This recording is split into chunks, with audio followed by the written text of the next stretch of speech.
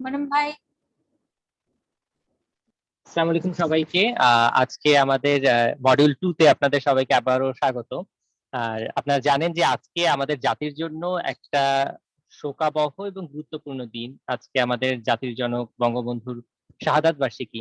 তো সেই হিসেবে আসলে আজকে আমরা আজকের ক্লাসটা নাও করতে পারতাম, কিন্তু একই সাথে যে আহ, উনি আজ বেঁচে থাকলে কি চাইতেন, উনি হয়তোবা চাইতেন যে আমাদের তরুণরা তাদের স্কিল ডেভেলপ করুক এবং বঙ্গবন্ধুর যে সোনার বাংলাদেশ তিনি ভিশন করে গিয়েছেন সেই ভিশনটা পূরণ করুক। এবং ওই বিষয়টার প্রতি শ্রদ্ধা রেখেই আজকে যদিও সরকারি ছুটি অনেকগুলো অফিসে, কিন্তু আমরা আজকের ওয়ার্কশপটা করছি এজন্য যে আমরা এই সময়টাকে কাজে লাগাতে চাই আমাদের স্কিল ডেভেলপমেন্টে, এবং আজকের দিনের তাৎপর্য এবং আজকের দিনের গুরুত্বের প্রতি যথাযথ সম্মান রেখেই আমরা আজকের ওয়ার্কশপটা করব। আপনাদের সবাইকে অনেক ধন্যবাদ আমাদের সাথে জয়েন করার জন্য। আপনাদের মডিউল 1 নিয়েছিল নিয়াজ। নিয়াজ আমাদের একজন ইনস্ট্রাক্টর, ওকে তো এতদিন আপনারা চিনেই গিয়েছেন। নিয়াজ রাজশাহী বিশ্ববিদ্যালয়ের কম্পিউটার সায়েন্স অ্যান্ড ইঞ্জিনিয়ারিং ডিপার্টমেন্টের ছিল, এবং একই ডিপার্টমেন্টের রাজশাহী বিশ্ববিদ্যালয়ের কম্পিউটার সায়েন্স অ্যান্ড ইঞ্জিনিয়ারিং ডিপার্টমেন্টের আজকে মনিরুল ইসলাম শান্ত আপনাদের ওয়ার্কশপটা পরিচালনা করবে। মডিউল 2 নেবে মনিরুল। তো আমি আর কথা না বাড়িয়ে, এবং যেহেতু আপনাদেরও কোনো প্রশ্ন নেই আপনারা শুরুতে বললেন, শান্তকে আমি বলবো স্ক্রিন শেয়ার করে আমাদের আজকের অংশ শুরু করতে। শান্ত। অলরাইট, আসসালামু আলাইকুম সবাইকে। আশা করি আপনারা সবাই ভালো আছেন। আমিও আলহামদুলিল্লাহ ভালো আছি। এন্ড আপনাদের সবাইকে ওয়েলকাম আমাদের গেম ডেভেলপমেন্ট স্পেশালাইজেশনের কোর্স 2 তে, যেখানে আমরা একটা 2D অ্যান্ড্রয়েড প্ল্যাটফর্মার শুটার টাইপের গেমস বানানোর চেষ্টা করব একদম স্ক্র্যাচ থেকে। শুরুতে আমি একটু দুঃখিত যে আমি আমার ভিডিওটা অন করতে পারছি না, বিকজ আমার ক্যামেরা রেজুলেশন খুবই খারাপ। আর কাল থেকে ট্রাই করছিলাম যে আমার ফোনকে কোনোভাবে ওয়েবক্যাম হিসেবে বানানো যায় কিনা। তো সেটা করতে গিয়ে দেখলাম যে কিছু ফ্লিকারিং প্রবলেম হচ্ছে আর কি। মোটামুটি 3-4 ঘন্টা কষ্ট করার পর এক পর্যায়ে হতাশ হয়ে গিয়ে ভাবলাম যে ভিডিও ছাড়াই আপনাদের ক্লাস দেব। Anyway, before we start, I really want to thanks US Embassy Dhaka and Arduino Community Bangladesh আমাকে এরকম একটা অপরচুনিটি দেওয়ার জন্য, যেখানে মোস্ট ইম্পর্টেন্টলি আপনাদের মতো ইনথুজিয়াস্টিক পারসনসদেরকে আমি ইউনিটি শেখাতে পারছি, which is really really cool বলে আমি মনে করি। বিকজ মডিউল 1 এ আপনাদের কাছ থেকে যে পরিমাণ সাড়া পেয়েছি তাতে আমরা সত্যি আনন্দিত, এবং আপনাদের সাড়া পেয়ে আমাদের সামনের মডিউলগুলো নেয়ার ইচ্ছা আরো তীব্রভাবে বেড়ে গেছে আর কি। ওকে, আমি আমার সাথে এর আগে আপনারা কখনো পরিচিত হন নাই, তো আমি যদি নিজেকে ছোট করে ইন্ট্রোডিউস করি, আমার নাম মনিরুল ইসলাম শান্ত, AKA এমআই শান্ত। আমার লাইফের একটা ট্র্যাজিক হিস্টোরি হচ্ছে এই এমআই থাকার কারণে অনেকে আমাকে শাওমি বলেও ডাকে, which is আজগুবি থিং আর কি। এনিওয়ে, আমরা আর কথা না বাড়িয়ে আজকের সেশনটা শুরু করি। সেশন শুরু করার আগে আরেকটা জিনিস একটু বলে নিই, সেটা হচ্ছে আমাদের সেশনটা হবে 10 ঘন্টার টোটাল, প্রতিদিন 2 ঘন্টা করে, এবং 5 দিন ধরে হবে আমাদের এই সেশনটা। আজকে 15 তারিখ থেকে 19 তারিখ পর্যন্ত আমরা টানা 5 দিন এই সেশনটা করব। সো আজকে থেকে আগামী 5 দিন টোটাল 10 ঘন্টার জন্য আপনাদেরকে একটু কষ্ট করে আমার এই বকবক সহ্য করতে হবে।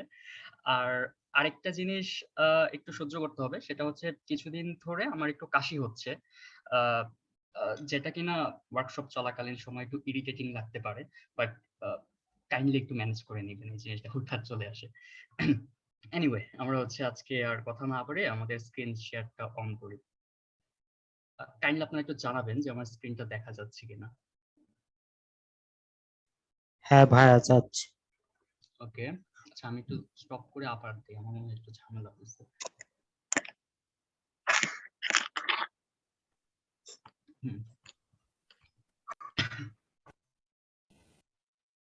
আই হোপ দেখা যাচ্ছে সবকিছু ঠিকঠাক। Module 2 day 1। হ্যাঁ ভাইয়া দেখা যাচ্ছে। অলরাইট, আমরা আজকে মডিউল 2 এর ডে 1 শুরু করব। আর শুরু করার আগে আপনাদের একটা ছোট্ট কাজ করে নিতে হবে, সেটা হচ্ছে এই রিসোর্স গুলো একটু নামায় নিতে হবে। আমি এই রিসোর্স গুলার লিংক আপনাদের মেসেঞ্জার গ্রুপে দিয়ে দিয়েছিলাম, বাট যারা নামিয়েছেন তারা তো ভালো, বাট যারা নামান নাই তারা একটু কষ্ট করে এখন নামায় নেন, আমি হচ্ছে চ্যাট বক্সে দিয়ে দিচ্ছি। এটা একটা ইউনিটি প্যাকেজ, ফাইল সাইজ খুব সম্ভবত 10 MB এর মতো হবে। আচ্ছা আমি সরি ডিরেক্ট মেসেজ দিয়ে দিছি। হ্যাঁ, এবার ঠিক আছে। কাইন্ডলি আপনারা এটা একটু নামাতে থাকেন, আমরা হচ্ছে তাহলে 2 মিনিট ওয়েট করি, সবাই নামাক, তারপর আমরা শুরু করি।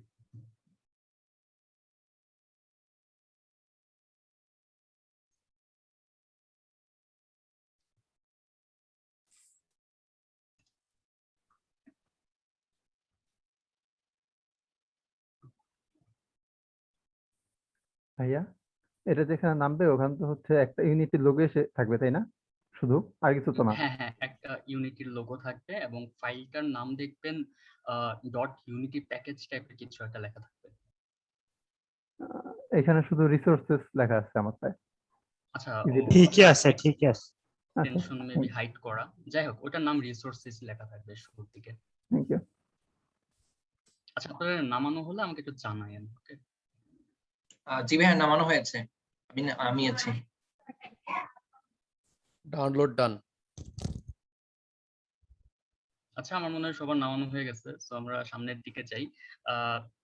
সামনের দিকে যাওয়ার আগে আপনারা আরেকটা ছোট কাজ করেন, সেটা হচ্ছে ইউনিটির প্রজেক্ট ওপেন করে রাখেন, বিকজ ইউনিটি প্রজেক্ট ওপেন হতে বেশ ভালো সময়ই লাগে। আমরা এখানে হাবিজাবি কথা বলতে বলতে তখন ইউনিটি তো ওপেন হতে থাকুক, আমি নিজেও ইউনিটি ওপেন করে রাখি। আপনারা কাজ করেন, আপনারা ইউনিটি হাবে যান, যাওয়ার পর এখানে নিউ একটা প্রজেক্ট ক্রিয়েট করেন। নিউতে গিয়ে আপনারা এখানে 2D সিলেক্ট করবেন, ওকে? এখানে 2D প্রজেক্ট সিলেক্ট করেন এবং আপনাদের একটা প্রজেক্টের নাম দেন। আমি আমার প্রজেক্টের নাম দিচ্ছি পিক্সেল অ্যাডভেঞ্চার। তো আপনারা আপনাদের ইচ্ছা মতো নাম দিতে পারেন অথবা আমার নামটাও দিতে পারেন। অ্যাডভেঞ্চার বানান কি? Pixel adventure. আর আমার লোকেশন সেট করে দিলাম, প্রজেক্টের নাম সেট করে দিলাম, টেমপ্লেট হচ্ছে 2D এন্ড ফাইনালি ক্রিয়েট করলাম, ওকে? এটা ওপেন হতে থাকুক, আপনারাও ক্রিয়েট করে ফেলেন, আমরা ততক্ষণে কিছু থিওরিটিক্যাল জিনিসপত্র শেষ করে আসি।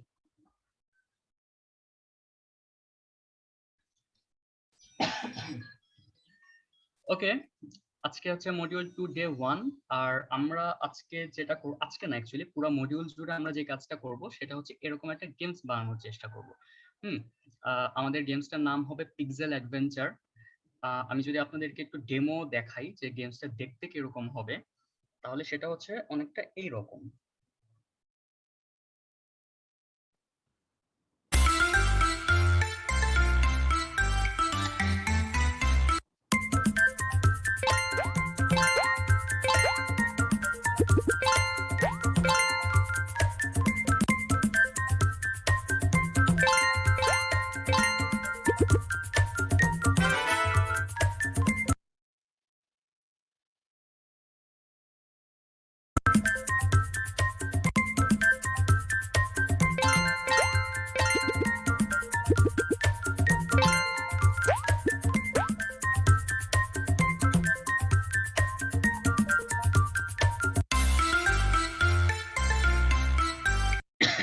আচ্ছা আপনারা কি বুঝতে পারছেন গেমসটার কনসেপ্টটা কিরকম? আমার এখান থেকে সাউন্ড আসছিল, গেমসের অডিও আপনারা শুনতে পাচ্ছেন? হ্যাঁ আচ্ছা ভাইয়া। ঠিক আছে। গেমসটার কনসেপ্টটা যদি আমি আরেকবার একটু বলি, গেমসটা হবে এরকম যে একদম শুরুর দিকে এইটা হবে আমাদের মেইন মেনু, ওকে? আমাদের একটা মেইন মেনু থাকবে, যে মেইন মেনুতে দুইটা বাটন থাকবে, একটা হচ্ছে প্লে বাটন, একটা হচ্ছে এক্সিট বাটন। আমি যদি এক্সিট বাটনে প্রেস করি তাহলে আমি গেম থেকে বের হয়ে যাব, আমি যদি প্লে বাটনে প্রেস করি তাহলে আমি লেভেল 1 লোড করব, ওকে? লেভেল 1 এ যাব। লেভেল 1 যদি আমি কমপ্লিট করি তাহলে আমি লেভেল 2 তে যাব, আর লেভেল 2 যদি কমপ্লিট করি তাহলে আমি আবার এই মেইন মেনুতে চলে আসব। এখন যদি শুরু থেকে দেখাই, এটা হচ্ছে আমার মেইন মেনু। আমি যখন প্লে বাটনে প্রেস করব তখন এরকম একটা ট্রানজিশন হবে, খেয়াল করে দেখেন। আমি প্লে বাটনে প্রেস করলে মাঝখান থেকে একটা স্প্রাইট আসবে এবং এটা পুরো স্ক্রিন জুড়ে ইয়ে হয়ে যাবে। এটা হচ্ছে সিন ট্রানজিশন, ওকে? যখনই ট্রানজিশনটা হবে তখন আমরা কি করব, ব্যাকগ্রাউন্ডে আমাদের লেভেল 1টাকে লোড করে দিব। ব্যাকগ্রাউন্ডে লেভেল 1 যখন লোড হয়ে যাবে তখন এই আরেকটা ট্রানজিশন হবে, ট্রানজিশন ক্লোজ হওয়ার যে ট্রানজিশনটা ওইটা, মানে আমাদের স্প্রাইটটা ওপেন হলো, এখন স্প্রাইটটা আবার ক্লোজ হয়ে যাবে। দেখেন লেভেল 1 ব্যাকগ্রাউন্ডে লোড হইছে, আর আমার যে স্প্রাইটটা সেটা আবার ট্রানজিশন হয়ে মাঝখানে চলে যাচ্ছে। ওকে, এই হচ্ছে আমার মেইন মেনু থেকে গেম মেনুতে যাওয়ার যেই জিনিসটা সেইটা। এখন আমাদের গেম লেভেলটাতে দেখেন, এখানে একটা ক্যারেক্টার আছে, কিছু কালেক্টেবলস আছে লাইক স্ট্রবেরিজ, আর নিচের দিকে খেয়াল করেন কিছু এই যে এরকম সার্কুলার শেপের কিছু ঘুরবে আর কি, এগুলো হচ্ছে আমাদের এনিমি। আর এটা হচ্ছে আমাদের প্ল্যাটফর্ম, যে প্ল্যাটফর্মে প্লেয়ার নড়াচড়া করতে পারবে, মুভ করতে পারবে। আর যদি ইউজার ইন্টারফেসে খেয়াল করেন, আমাদের এখানে একটা পয়েন্ট ইউজার ইন্টারফেস থাকবে যেখানে আমরা পয়েন্টগুলো দেখাবো। হ্যাঁ, আমি যদি একটু দেখাই, প্লেয়ার দেখেন, প্লেয়ার মুভ করছে এবং প্লেয়ারের সাথে সাথে একটা অ্যানিমেশন হচ্ছে। ওকে, এই জিনিসটা আমরা করব। প্লেয়ার যদি আমাদের কালেক্টেবলস কালেক্ট করে, তাহলে এই যে কালেক্টেবলস যেটা ছিল সেটা ডিস্ট্রয় হয়ে যাবে এবং যে পয়েন্ট ছিল সেটা 1 বেড়ে যাবে। ওকে, প্লেয়ার আমার কি করতে পারবে, জাম্পও করতে পারবে। তো যে প্লেয়ার জাম্প করে অন্য একটা প্ল্যাটফর্মে গেল এবং যত কালেক্টেবলস সে ইয়ে করবে, ইনটেক করবে, তত হচ্ছে আমাদের পয়েন্ট বাড়তে থাকবে। এভাবে করে তাকে এনিমির হাত থেকে বেঁচে বেঁচে সামনের দিকে যেতে হবে। আরেকটা জিনিস খেয়াল করেন, আমাদের প্লেয়ার কিন্তু গুলিও করতে পারবে। ওকে, আমাদের প্লেয়ার যখন গুলি করবে, গুলিগুলো যখন এনিমির গায়ে লাগবে, এনিমি ডিস্ট্রয় হয়ে যাবে এবং এনিমির জায়গা থেকে খেয়াল করলে দেখবেন কিছু পার্টিকেলস বের হচ্ছে, যে কিছু পার্টিকেলস বের হবে। এরকম করতে করতে আমার লেভেল 1 কমপ্লিট। লেভেল 1 যখন কমপ্লিট হলো, তখন আবার সিন ট্রানজিশন হলো, ট্রানজিশন ব্যাক হলো, ব্যাকগ্রাউন্ডে লেভেল 2 লোড হলো এন্ড আমরা লেভেল 2 তে চলে আসলাম। ওকে, একই জিনিস, আমাদের ইউআই ইন্টারফেস থাকবে, ইউআই থাকবে, কালেক্টেবলস থাকবে, আমরা যাব, মুভ করব, অ্যানিমেশন হবে, জাম্প করব, শুট করব। আমি যদি এনিমির সাথে কোলাইড করি, তাহলে এই যে গেম ওভার প্যানেলটা আসবে। হ্যাঁ, গেম ওভার প্যানেলে কি থাকবে, টোটাল পয়েন্টসটা দেখাবে যে আমার টোটাল পয়েন্টস কত, এবং একটা রিট্রাই বাটন থাকবে। আমি যদি রিট্রাই বাটনে প্রেস করি, আমি যেই লেভেলে ছিলাম সেই লেভেল থেকে আবার শুরু হবে, একদম শুরু থেকে। রিট্রাই বাটনে প্রেস করলাম, এখন আবার এখান থেকে শুরু হলো। এভাবে করে করে যাব, এনিমিকে মারবো, এনিমি থেকে পার্টিকেলস বের হবে, সামনে যাব, এনিমি মারবো। এরকম করতে করতে আমাদের লেভেল 2 যখন শেষ হয়ে যাবে, আমরা আবার কোথায় চলে যাব, মেইন মেনুতে চলে যাব। ঠিক আছে, তো এটা কমপ্লিটলি আপনাদের ব্যাপার, যে আপনারা যদি আরো লেভেল বাড়াতে চান আপনারা সেখানে অ্যাড করতে পারেন। আমরা জাস্ট এই টিউটোরিয়ালের উদ্দেশ্যে 2টা লেভেল রাখছি, যাতে আপনারা এটা বুঝতে পারেন যে কিভাবে মাল্টি লেভেল গেম বানানো যেতে পারে, কিভাবে এক সিন থেকে আরেক সিনে যাওয়া যায়, এবং সিন যখন ট্রানজিশনটা হবে তখন যাতে স্ট্যাটিক না মনে হয়, এই জন্য আমরা কিছু কুল ট্রানজিশন ইফেক্ট দিতে পারি, যেমনটা এখন এখানে হচ্ছে আর কি। ওকে, আর যেহেতু এটা অ্যান্ড্রয়েড গেম হবে, সেহেতু আমরা যেটা করবো, যে মুভমেন্টের যে ব্যাপারগুলো সেগুলো সব আমরা বাটন দিয়ে করব, ইউজার ইন্টারফেস বাটন দিয়ে। এই যে লেফট অ্যারো, রাইট অ্যারো, এটা দিয়ে প্লেয়ার মুভমেন্ট করবে। এই পাশে যেই আপ অ্যারোটা আছে, এটা দিয়ে প্লেয়ার জাম্প করতে পারবে। আর জাম্প বাটনের পাশে যেই সার্কেলটা আছে, এটা দিয়ে প্লেয়ার হচ্ছে শুট করতে পারবে। ওকে, এই হচ্ছে আমাদের টোটাল গেমের কনসেপ্টটা। আমরা 5 দিন ধরে এই গেমসটা বানাবো। আচ্ছা, আমি হচ্ছে সামনের দিকে কন্টিনিউ করি। এখন আমার আপনাদের কাছে প্রশ্ন, যে একটা গেমস বানানোর জন্য কি কি জিনিস ফলো করা উচিত, বা একটা গেমসের শুরু থেকে শুরু করে শেষ পর্যন্ত গেমের যে প্রোডাকশনের যে লাইফ সাইকেলটা আছে, এইখানে অ্যাকচুয়ালি কতগুলা স্টেপ আছে এবং কি কি করা উচিত?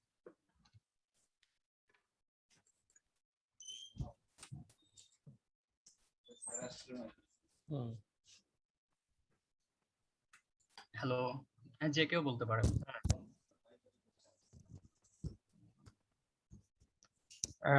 আমি বলি। হ্যাঁ হ্যাঁ, শিওর। আচ্ছা, আমি গেম বানানোর জন্য প্রথমে আগে একটা আইডিয়া নিতে হবে। আচ্ছা, আমি কোন ধরনের গেম বানাতে চাই, এটার উপর বেস করে যদি স্ক্রিপ্টিং করি তাহলে ভালো হয়। মানে গেমটা কিভাবে হবে, কি হবে, এভাবে একটু লিখে রাখি, তাহলে আমার মানে গেম ডেভেলপের জন্য একটু মানে বেগ পেতে হবে না।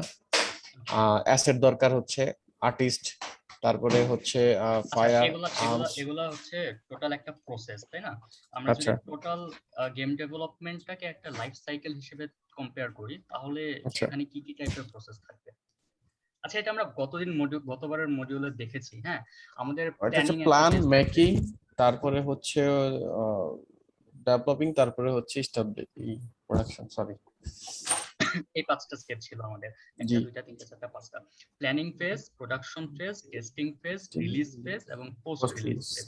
এগুলো আপনারা অলরেডি জানেন, তারপরেও যদি আমি একটু রিক্যাপ করি, ব্যাপারটা হচ্ছে এরকম যে আপনি যদি কোনো একটা বিল্ডিং বানাতে চান তাহলে আপনাকে কি করতে হবে, আপনাকে প্রথমে বিল্ডিংটা প্ল্যানিং করতে হবে, তাই না? আর্কিটেকচার, বিল্ডিং আর্কিটেকচার বা ডিজাইন বানাতে হবে।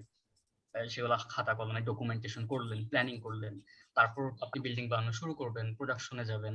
এন্ড দেন আপনার যদি মনে হয় যে কোনো জায়গাতে ঝামেলা আছে একটু, সেই জায়গাটা আপনি ভেঙে আবার করলেন বা টেস্টিং করলেন, হ্যাঁ, কোথায় ম্যানিপুলেট করা লাগতে পারে।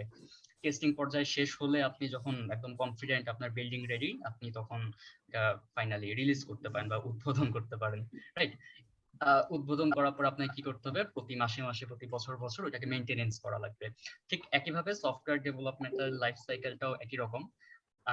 সফটওয়্যার ডেভেলপমেন্ট বলি, গেম ডেভেলপমেন্ট বলি, যেটাই বলি না কেন, প্রত্যেকটা জিনিসই মোটামুটি এরকম 5টা অ্যাবস্ট্রাক্ট রুল আছে আর কি, যেগুলো ফলো করে করে লাইফ সাইকেলটা বানানো হয় আর কি। তো আজকে আমরা মেইনলি যেটা নিয়ে কথা বলবো সেটা হচ্ছে প্ল্যানিং ফেজটা নিয়ে। হ্যাঁ, কেন প্ল্যানিং ফেজটা নিয়ে কথা বলবো, এটার কারণ হচ্ছে আমরা যারা ডেভেলপার বা আমরা যারা শুধু গেম ডেভেলপমেন্ট না, আমরা যারা যে কোনো কিছু ডেভেলপ করা শুরু করি, তখন আমাদের মাথার মধ্যে একটা জিনিস কাজ করে যে আমরা প্ল্যানিং করতে চাই না। সাধারণত আমরা যেটা করি, মাথায় একটা আইডিয়া আসছে বা আমি চিন্তা করছি যে এটা করা উচিত, আমরা সাথে সাথে হচ্ছে ওটা ডেভেলপমেন্টে চলে যাই। কোনো প্রি প্ল্যানিং ছাড়াই আমরা কোড করতে বসে যাই। হ্যাঁ, এই জিনিসটা আমি নিজেও আগে করতাম। এন্ড যারা এই কিনা নতুন ডেভেলপমেন্ট করতে চাচ্ছে তারা প্রত্যেকে এই জিনিসটা করে, জাস্ট তারা প্ল্যানিং করতেই চায় না, এরকম একটা অবস্থা। তো প্ল্যানিং করে না রাখলে যে সমস্যাটা হবে সেটা হচ্ছে, ধরেন আপনি একটা কাজ করতে চাচ্ছেন যে আপনার একটা পয়েন্ট থাকবে, পয়েন্ট এ, এবং আরেকটা পয়েন্ট থাকবে পয়েন্ট বি। পয়েন্ট এ থেকে পয়েন্ট বি তে কিভাবে যাওয়া যায় এই ফিচারটা আপনি বানাতে চাচ্ছেন। আপনার যদি কোনো প্ল্যানিং না থাকে, আপনি কি করবেন, আপনি যে কোড করতে বসে প্ল্যানিং করা শুরু করবেন। হ্যাঁ, আলটিমেটলি কিন্তু আপনি প্ল্যানিং করবেনই, কিন্তু প্ল্যানিংটার জন্য আলাদা স্টেজে আপনি প্ল্যানিং না করে সেটা করতেছেন প্রোডাকশনে গিয়ে। ঠিক আছে, যার কারণে হয় কি যে শেষ পর্যন্ত গিয়ে টাইম ফ্রেমও ঠিক থাকে না, টাইম স্কোপও ঠিক থাকে না, ইরিলিভেন্ট জিনিসপত্র চলে আসে এবং অপটিমাইজও হয় না কাজগুলো। যার কারণে হচ্ছে প্ল্যানিং জিনিসটা খুব বেশি ইম্পর্টেন্ট। ওকে, এখন প্রশ্ন হচ্ছে এই প্ল্যানিং এ আমরা কি করব, তাই তো? আমরা প্ল্যানিং তো করতে যাচ্ছি, কিন্তু কি টাইপের প্ল্যানিং করব এটাই তো প্রশ্ন। তো আমাদের যেটা করতে হবে, প্রথম কাজ যেটা, সেটা হচ্ছে গেম কনসেপ্টটা রেডি করা, যে আমরা কোন টাইপের গেমস বানাতে চাই। আমাদের গেমসটা কি হবে, আমাদের গেমসটা কি 2D প্ল্যাটফর্মার হবে, আমাদের গেমসটা কি হাইপার ক্যাজুয়াল হবে, নাকি আমাদের গেমসটা কোনো শুটিং টাইপের গেমস হবে। গেম ডেভেলপমেন্টের গেমসের অনেকগুলা ক্যাটাগরিজ আছে। তো আপনাকে ডিসাইড করতে হবে যে আপনার গেমসটা কোন ক্যাটাগরিতে পড়ে। তারপর চিন্তা করতে হবে যে গেমসটা ওই ক্যাটাগরির মধ্যে পড়লে গেমসটার মধ্যে কি কি হবে। আমার গেমসটা কি জাম্প করবে, সরি, আমার গেমসটা কি পিক্সেল আর্টে হবে, নাকি আমার গেমসটা ভেক্টর আর্টে হবে, আমার গেমসটাকে 3D তে হবে নাকি 2D তে হবে, আমারটা কি বোর্ড টাইপের গেমস হবে নাকি স্ট্র্যাটেজি টাইপের গেমস হবে, কি টাইপের গেমস হবে, এই কনসেপ্টটা আপনাকে রেডি করতে হবে। 2 নাম্বার যে কাজটা করতে হবে সেটা হচ্ছে ফিচার্স। আপনাকে ঠিক করতে হবে যে আপনার গেমের ফিচার গুলা কি হবে। আমি জানি এই টকিংস গুলা খুব বোরিং লাগতে পারে, বাট ট্রাস্ট মি, এই জিনিসগুলো আপনাকে সারা জীবন ভোগাবে আপনি যদি প্ল্যানিং ফেজটা কমপ্লিট না করেন। ওকে, তো ফিচারে গিয়ে আপনাকে ভাবতে হবে যে আচ্ছা, আমি তো একটা 2D প্ল্যাটফর্মার গেম বানাতে চাচ্ছি, এখন আমি কি করব? আমি কি প্লেয়ারের মুভমেন্টটাকে খুব দ্রুত করে দিব, প্লেয়ারের মুভমেন্ট করতে গিয়ে নতুন কোনো অ্যাবিলিটি অ্যাড করব, নাকি আমি প্লেয়ার মুভমেন্টই করবে না, প্লেয়ার শুধু দৌড়াবে? এই ডিসিশন গুলো আপনাকে নিতে হবে। আমি কি প্লেয়ারে জাম্প দিব, নাকি প্লেয়ার বিল্ডিং বেয়ে বেয়ে উঠবে, এই টাইপের ফিচার দিব? হ্যাঁ, আমার প্লেয়ার কি শুট করবে, আমার প্লেয়ার কি টাইপের শুট করবে, সিঙ্গেল বুলেট শুট করবে নাকি বার্স্ট মোডে শুট করবে, আমার প্লেয়ারের বুলেটটা কি হবে, আমার আমার আমার যেই গানটা আছে, প্লেয়ারের যে গানটা থাকবে ওটা কি টাইপের হবে, ওটা কি ক্লাসিক AK-47 টাইপের হবে, নাকি ওই গানটা হবে স্টার ওয়ারের মতো যে লেজার বিম গানগুলো আছে সেগুলোর মতো হবে, সাইফাই ইফেক্ট ওলা। এই জিনিসগুলো আপনাকে রেডি করতে হবে। গেম কনসেপ্ট এবং ফিচার একটা আরেকটার সাথে একদম ভালোভাবে অ্যাটাচড, একটা ছাড়া আরেকটা ইনকমপ্লিট। এই জিনিসগুলো আপনাকে প্ল্যানিং ফেজেই রেডি করে নিতে হবে। প্রোডাকশনে গিয়ে ভাইয়া কখন প্ল্যান সাউন্ডটা করা যদি যাবে? একটু বাড়াইতেন তাহলে ভালো হইতো। আচ্ছা, আমি সাউন্ডটা আরেকটু বাড়াই দিচ্ছি। এখন মনে হয় ঠিক থাকার কথা। আচ্ছা, যাই হোক, এই তো প্ল্যানিং ফেজে আপনাকে গেম কনসেপ্ট চিন্তা করতে হবে, আপনি কি ফিচার অ্যাড করতে চান এই ফিচার গুলা চিন্তা করতে হবে। 3 নাম্বার যে কাজটা আপনাকে করতে হবে সেটা হচ্ছে আপনার গেমের অ্যাসেট গুলা নিয়ে ভাবতে হবে, যে আপনি কি টাইপের গেমস বানাতে চান, ওই গেমস এর পর্যাপ্ত পরিমাণ অ্যাসেট আছে কিনা আপনার কাছে, বা আপনার যদি অ্যাসেট দরকার লাগে আপনি সেই অ্যাসেট গুলা কালেক্ট করতে পারবেন কিনা, আপনার কি সেই পরিমাণ ম্যান পাওয়ার আছে, নাকি আপনাকে আউটসোর্স করে নিতে হবে। এই জিনিসগুলো আপনাকে ঠিকঠাক করতে হবে। আপনি একটা 2D গেমস বানাতে চাচ্ছেন, আহ, আপনি ডিসাইড করলেন এটা পিক্সেল আর্টে করবেন, তখন আপনাকে দেখতে হবে যে আপনাকে পিক্সেল আর্ট প্রোভাইড করার মতো কোনো সার্ভিস আছে কিনা আপনার। আপনার কি কোনো আর্টিস্ট আছে যে আপনাকে আর্ট করে দিবে, নাকি আপনি কোনো ওয়েবসাইট থেকে কালেক্ট করবেন, নাকি আপনি কোনো ফ্রিল্যান্সার দিয়ে হায়ার করে আপনি তাকে দিয়ে বানিয়ে নেবেন। এই জিনিসগুলো আপনাকে প্ল্যানিং ফেজে ডিসাইড করতে হবে যে আপনি অ্যাসেটটা কোথা থেকে নেবেন। হ্যাঁ, আচ্ছা ভাইয়া, আপনার একটা কোশ্চেন হুম আচ্ছা ভাইয়া, যে ব্রাশে যে স্কাল্পটিং তৈরি করে ওখান থেকে কি অ্যাসেটস গুলো কালেকশন করা যাবে নিজে তৈরি করে গেমের জন্য ইউনিটিতে? কোথা থেকে? যে ব্রাশ ওটা তো 3D এর জন্য, 2D এর জন্য তো স্প্রাইট, ইলাস্ট্রেটর এগুলা ইউজ করতে হবে। আপনাকে আচ্ছা, হচ্ছে 3D র জন্য আপনাকে ডিসাইড করতে হবে যে আপনি কি টাইপের গেমস বানাবেন আগে। হ্যাঁ, আপনি যদি 3D বানাতে চান আপনি ব্লেন্ডার ইউজ করতে পারেন, আপনি অটোডেস্ক ইউজ করতে পারেন, মায়া ইউজ করতে পারেন, বা আপনার হচ্ছে আহ কি জানি একটা আছে না 6D সিনেমেশন না কি জানি 6D 4D সিনেমা, জানি না নাম ভুলে গেছি, ওইটা ইউজ করতে পারেন। সিনেমা 4D, তবে হ্যাঁ, ওরকম কিছু। ব্লেন্ডার সবচেয়ে কমন। হ্যাঁ, এখন আচ্ছা, আমরা ওগুলাতে আসবো আস্তে আস্তে, ঠিক আছে। কি দেওয়া যাবে? বুঝিনি। মানে নিজে অ্যাসেটস তৈরি করে কি ইউনিটিতে গেমে দেওয়া যাবে? হ্যাঁ, আপনি যদি অ্যাসেট নিজে বানাতে পারেন তাহলে তো আরো সবচেয়ে ভালো। আপনার আরেকজনের উপর ইয়ে হওয়া লাগছে না, আচ্ছা ডিপেন্ডেন্ট ভাই, হওয়া অ্যাসেট যদি আমি কিনি, সেটাও করতে পারেন। ইটস হ্যাঁ, কমপ্লিটলি আপ টু ইউ যে আপনি অ্যাসেটটা আমি কোথা এখানে থেকে একটু যোগ করতে চাই। আমাদের কিন্তু এর আগের 3টা ওয়ার্কশপ ছিল ব্লেন্ডারের। এখানে মনে হয় সেখানকারও অনেকে আছেন, বা আমাদের আর্ডিনো কমিউনিটির গ্রুপে দেখবেন অনেকে ব্লেন্ডারের জিনিসপত্র পোস্ট করে। সো ওটাও কিন্তু ওখান থেকে অনেক কিছু এখানে ইউনিটিতে মানে ইম্পোর্ট করা যায়। আর অ্যাসেট স্টোর থেকে তো নিতেই পারছেন, আপনি প্রথমে ফ্রি গুলো নেন তারপরে কিনেন। হ্যাঁ, ব্যাক টু মনির। ওকে। আচ্ছা, আপনি হচ্ছে এভাবে অ্যাসেট কালেক্ট করলেন, আপনি অ্যাসেট বলতে আপনি হচ্ছে সব ধরনের রিসোর্স কালেক্ট করলেন, আপনি কি টাইপের লাইটিং ইউজ করবেন, আপনি কোন সাউন্ড ইয়ে করবেন, এগুলো হচ্ছে আপনি ডিসাইড করলেন কোথা থেকে নিবেন। ওকে, এরপর আপনাকে ভাবতে হবে আপনার টার্গেট অডিয়েন্স কারা। আপনি একটা গেমস বানাচ্ছেন, এই গেমসটা কার জন্য হবে? এটা কি বড়দের জন্য হবে নাকি বাচ্চাদের জন্য হবে? বাচ্চাদের জন্য হলে কেমন বাচ্চাদের জন্য হবে? একদম কচি যারা বাচ্চা তাদের জন্য হবে, নাকি বাচ্চা এবং বুড়ো তার মাঝামাঝি বয়সের কারোর জন্য হবে? এই জিনিসগুলো আপনাকে বের করতে হবে। কারণ কি, আপনি যদি একটু বড়দের জন্য টার্গেট করেন আপনার আর্ট স্টাইলটা হয়তো বা একটু অন্যরকম হবে, বাট আপনি যদি একদম বাচ্চাদের জন্য করেন আপনার আর্ট স্টাইলটা হতে হবে একদম কার্টুনিশ টাইপের, একটু ক্লামজি টাইপের, তাই না? সো গেমস বানানোর আগে অবশ্যই টার্গেট অডিয়েন্স কারা সেটা চিন্তা রেখে সেটা চিন্তা করে বানাতে হবে আর কি। নেক্সট আপনাকে চিন্তা করতে হবে আপনার টার্গেট প্ল্যাটফর্মটা কি। এখানে হচ্ছে সবচেয়ে বড় যেই প্যারা যেটা আছে সেটা নিতে হয় গেম ডেভেলপারদেরকে, প্ল্যাটফর্ম চুজ করা। বিকজ আপনি যদি অ্যান্ড্রয়েড প্ল্যাটফর্মে বানাতে চান আপনাকে খুবই সতর্কতার সাথে আপনার অ্যাসেট ইউজ করতে হবে, রিসোর্স ইউজ করতে হবে। বিকজ মোবাইল ফোন কিন্তু খুব ভালো একটা ব্যাকআপ দিতে পারে না জিপিইউর ক্ষেত্রে। তো সেই ক্ষেত্রে আপনাকে খুব ভেবে চিন্তে অপটিমাইজ করে কোনটা ইউজ করা যাবে কোনটা ইউজ করা যাবে না এগুলো চিন্তা করে আপনাকে ওই গেমসটা বানাতে হবে। আর আপনি যদি পিসির জন্য বানান সেক্ষেত্রে আপনার অনেকগুলো অপশন ওপেন হয়ে যাচ্ছে।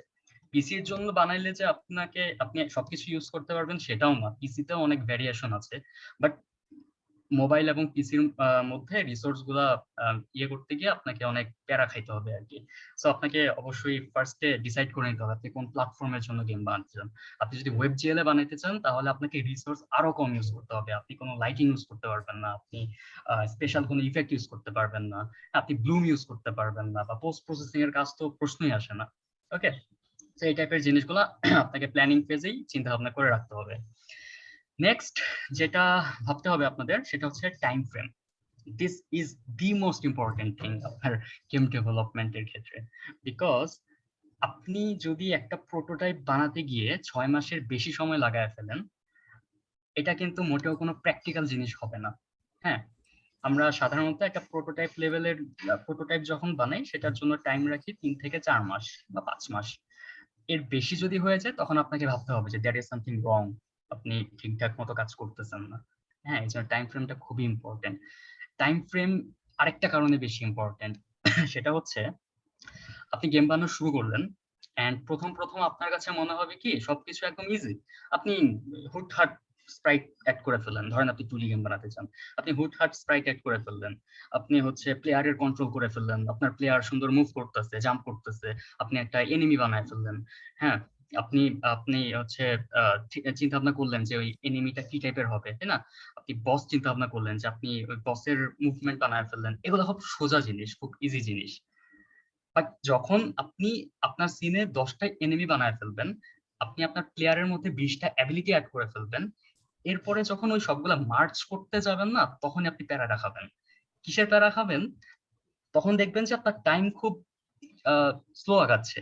আপনি আগে হয়তো 2 দিনে অনেক বেশি কাজ করতে পারতেন, পরে গিয়ে দেখবেন যে আপনি 10 দিনেও আপনার ওই আগের 2 দিনের মতো কাজ করতে পারেননি। সো ওই টাইমটাতে হয় কি, গেম ডেভেলপাররা সব মানে ইয়ে হয়ে যায়, সবচেয়ে বেশি হতাশ হয়ে যায়। তখন তাদের কাছে মনে হয় যে এই গেমসটাকে সামনে ক্যারি করে নেওয়ার চেয়ে আরেকটা নতুন আইডিয়া নিয়ে কাজ করে আহ সামনে আগানো অনেক বেশি বেটার। এন্ড আপনার সাথে ট্রাস্ট মি, এটা আবারও হবে। আপনি যখনই নতুন আইডিয়া নিয়ে কাজ করতে যাবেন, দেখবেন শুরুর দিকে খুব ইজিলি কাজগুলো করে ফেলতেছেন, যখনই পলিশিং এর কাজে যাবেন আবার আপনার গতি স্লো হয়ে যাবে। তখন আপনি প্রজেক্টের মাঝখানে যায় সব ঝামেলা গুলা হয়ে যায়। হ্যাঁ, এই জন্য আপনি প্ল্যানিং ফেজটা যত ভালো মতো বানাবেন, আপনার প্রোডাকশনটা তত ভালো হবে। তো time frame is very important. আপনি যদি টার্গেট রাখেন 5 মাস, আপনাকে 5 মাসের মধ্যেই বানাতে হবে। কিছু বাফার টাইম আপনি রাখতে পারেন, বাট প্রাইমারি টার্গেট আপনার অবশ্যই থাকা উচিত টাইম ফ্রেমের মধ্যে কমপ্লিট করা। ওকে, এন্ড টাইম ফ্রেমের মধ্যে কাজ করার কোনো পরামর্শ আমি দিতে পারবো না, বিকজ টাইম ফ্রেমের মধ্যে কাজ করা ব্যাপারটা সেলফ মোটিভেশন ছাড়া আর কিছুই না। আপনি যদি নিজেকে সেলফ মোটিভেট না করতে পারেন, তাহলে টাইম ফ্রেমের মধ্যে কাজ জীবনও শেষ হবে না। নেক্সট আরেকটা জিনিস আমাদেরকে ভাবতে হবে প্ল্যানিং ফেজে, এটা একটু ডিপেন্ডেন্ট, এটা একটু অন্যরকম ব্যাপারটা আসলে। এটা সব গেমের ক্ষেত্রে একই রকম থাকে না, এক গেমের ক্ষেত্রে এক এক রকম, বা আপনার এনভায়রনমেন্ট, আপনার সিচুয়েশন, এগুলোর উপর বেস করে এই পরের পয়েন্টটা চেঞ্জ হবে। এন্ড পরের পয়েন্টটা হচ্ছে বাজেট। আপনি যদি কোনো কোম্পানির হয়ে কাজ করেন, আপনি কোনো ইন্ডাস্ট্রিতে কাজ করেন, আপনি জানেন আপনাকে এই গেমস বানাতে হবে এন্ড ওইটার জন্য একটা বাজেট ফিক্স করা আছে। কোন একটা কোম্পানি আপনাকে এসে বললো আপনি এই গেমসটা আমাকে বানায় দেন, তো আপনি সবকিছু ক্যালকুলেট করলেন, ক্যালকুলেট করে আপনি বাজেট একটা তাকে ধরা দিতে পারেন যে আমি এত হচ্ছে আমার বাজেট, এটা হচ্ছে আমার টাইম ফ্রেম, এটা হচ্ছে আমার প্রজেক্টের লেন্থ বা প্রজেক্টের সাইজ। সো এই জিনিসটা যদি আপনি নিজের ক্ষেত্রে করেন, যে আপনি নিজের জন্য একটা গেমস বানাচ্ছেন, তখন কিন্তু আপনার কোনো বাজেট নেই, তখন কিন্তু আপনার কোনো ইনভেস্টর নাই, তখন কিন্তু আপনার কাছে কোনো ফান্ডিং নাই। সো ওই ক্ষেত্রে আচ্ছা, ওই ক্ষেত্রে ব্যাপারটা একটু ঝামেলা হয়ে যায় আর কি। সো এই বাজেটের ব্যাপারটা একটু ডিপেন্ড করে যে আপনি কোন সিচুয়েশনের মধ্যে আছেন, ঠিক আছে? বাট ওভারঅল আমরা যদি বলি প্ল্যানিং ফেজে আপনার কি কি করা উচিত, প্ল্যানিং ফেজে আপনার এই সমস্ত কাজগুলো করা উচিত। আমি যদি আবার রিক্যাপ করি, আপনাকে গেম কনসেপ্টটা নিয়ে ভাবতে হবে, আপনার গেমসটা কি টাইপের হবে। আপনাকে গেম ফিচার নিয়ে ভাবতে হবে যে আপনার গেমে কি কি ফিচার থাকবে।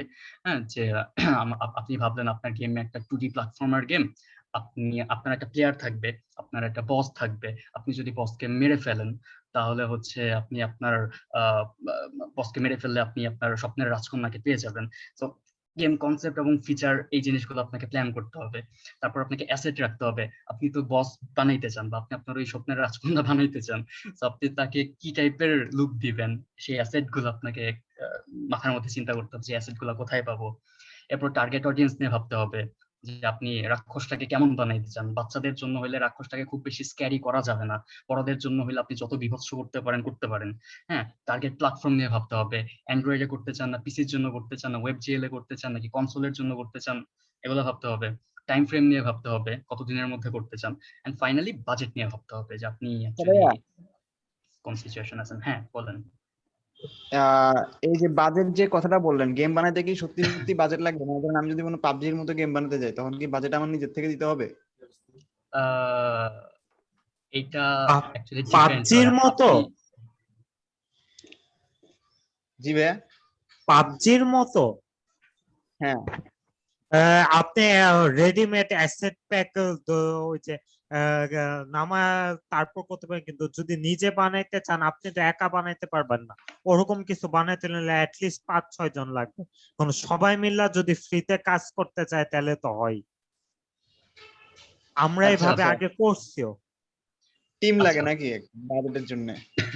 ওইটাই, টিম আচ্ছা। লাগে। টিম থাকলে বাজেট লাগে না, বাট ওইটা পাবলিশিং করতে একটা তো টাকা লাগে। স্টিমে দিতে $100 লাগে, আর অ্যান্ড্রয়েড হইলে ডেভেলপার অ্যাকাউন্টটা একবার কিনা লাগে।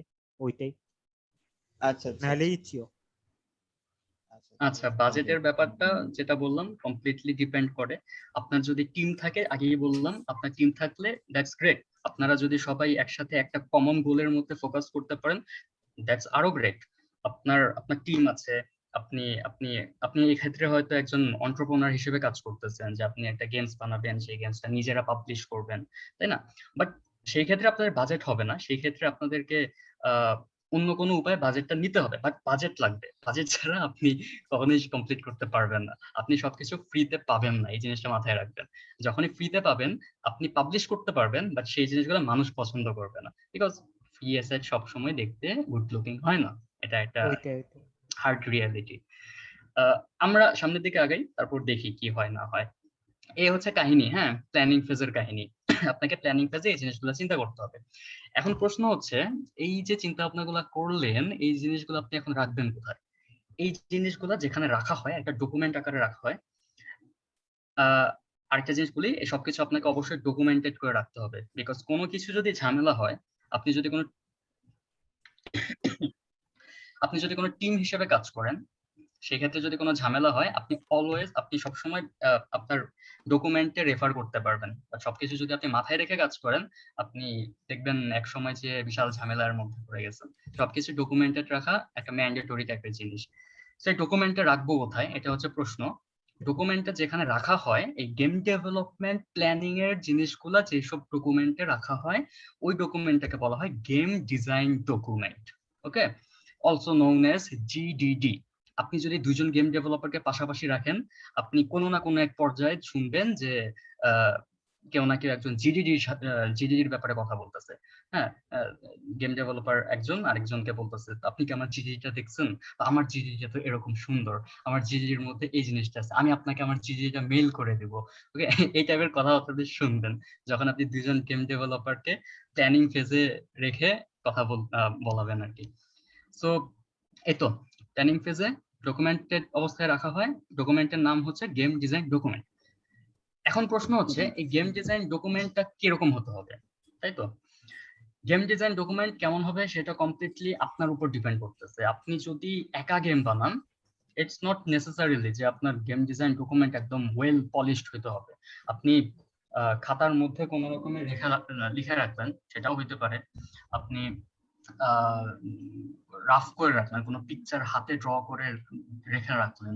হ্যাঁ, it's completely up to you. আপনি যদি একা কাজ করেন, আপনি যদি দুইজন মিলে কাজ করেন, সেই ক্ষেত্রে আপনি আপনার ফ্রেন্ডের সাথে বা আপনার আরেকজন টিম মেম্বারের সাথে আপনি আলোচনা করতে পারেন যে আমরা এই কনসেপ্টটা করতে চাচ্ছি, হ্যাঁ, আমরা ওই ফিচারটা অ্যাড করতে চাচ্ছি। বাট কোর জিনিসটা বোঝানোর জন্য একটা সিম্পল ডকুমেন্ট রাখতে পারেন, কোনো সমস্যা নেই।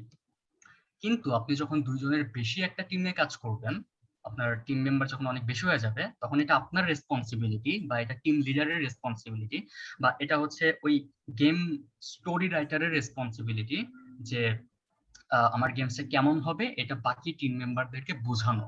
ওকে, সো এই যে বুঝাইতে হইলে আপনাদেরকে ডকুমেন্টটা খুব ভালো মতো সাজাইতে হবে। আর গেম ডিজাইন ডকুমেন্ট কোনো গেমসের শুরুতে একদম প্রপারলি বানানো পসিবল না। গেম ডিজাইন ডকুমেন্টটা হচ্ছে এমন একটা ডকুমেন্ট, যেই ডকুমেন্টটা প্ল্যানিং ফেজে প্যারালালি কাজ করবে, প্রোডাকশন ফেজেও কাজ করবে, টেস্টিং ফেজেও কাজ করবে, এন্ড মানে রিলিজ দেওয়ার আগ পর্যন্ত এই ডকুমেন্টটা প্রত্যেক ফেজে আপনাকে মডিফাই করা লাগতে পারে, চেঞ্জ করা লাগতে পারে। ওকে, সো এটা অনেক ইম্পর্টেন্ট প্রত্যেকটা ফেজের জন্য। এখন আসেন আমরা একটা গেম ডিজাইন ডকুমেন্টের ডেমো দেখাই আপনাদেরকে। আমাদের যে পিক্সেল অ্যাডভেঞ্চার গেমটা আমরা বানাবো, এই গেমসটার ডকুমেন্টটা তো আমাদের একটা বানাইতে হবে, তাই না? ডকুমেন্ট না বানালে তো ব্যাপারটা ইনকমপ্লিট হয়ে গেল। তো আমরা একটু দেখি যে আমাদের এই ডকুমেন্টটা দেখতে কিরকম।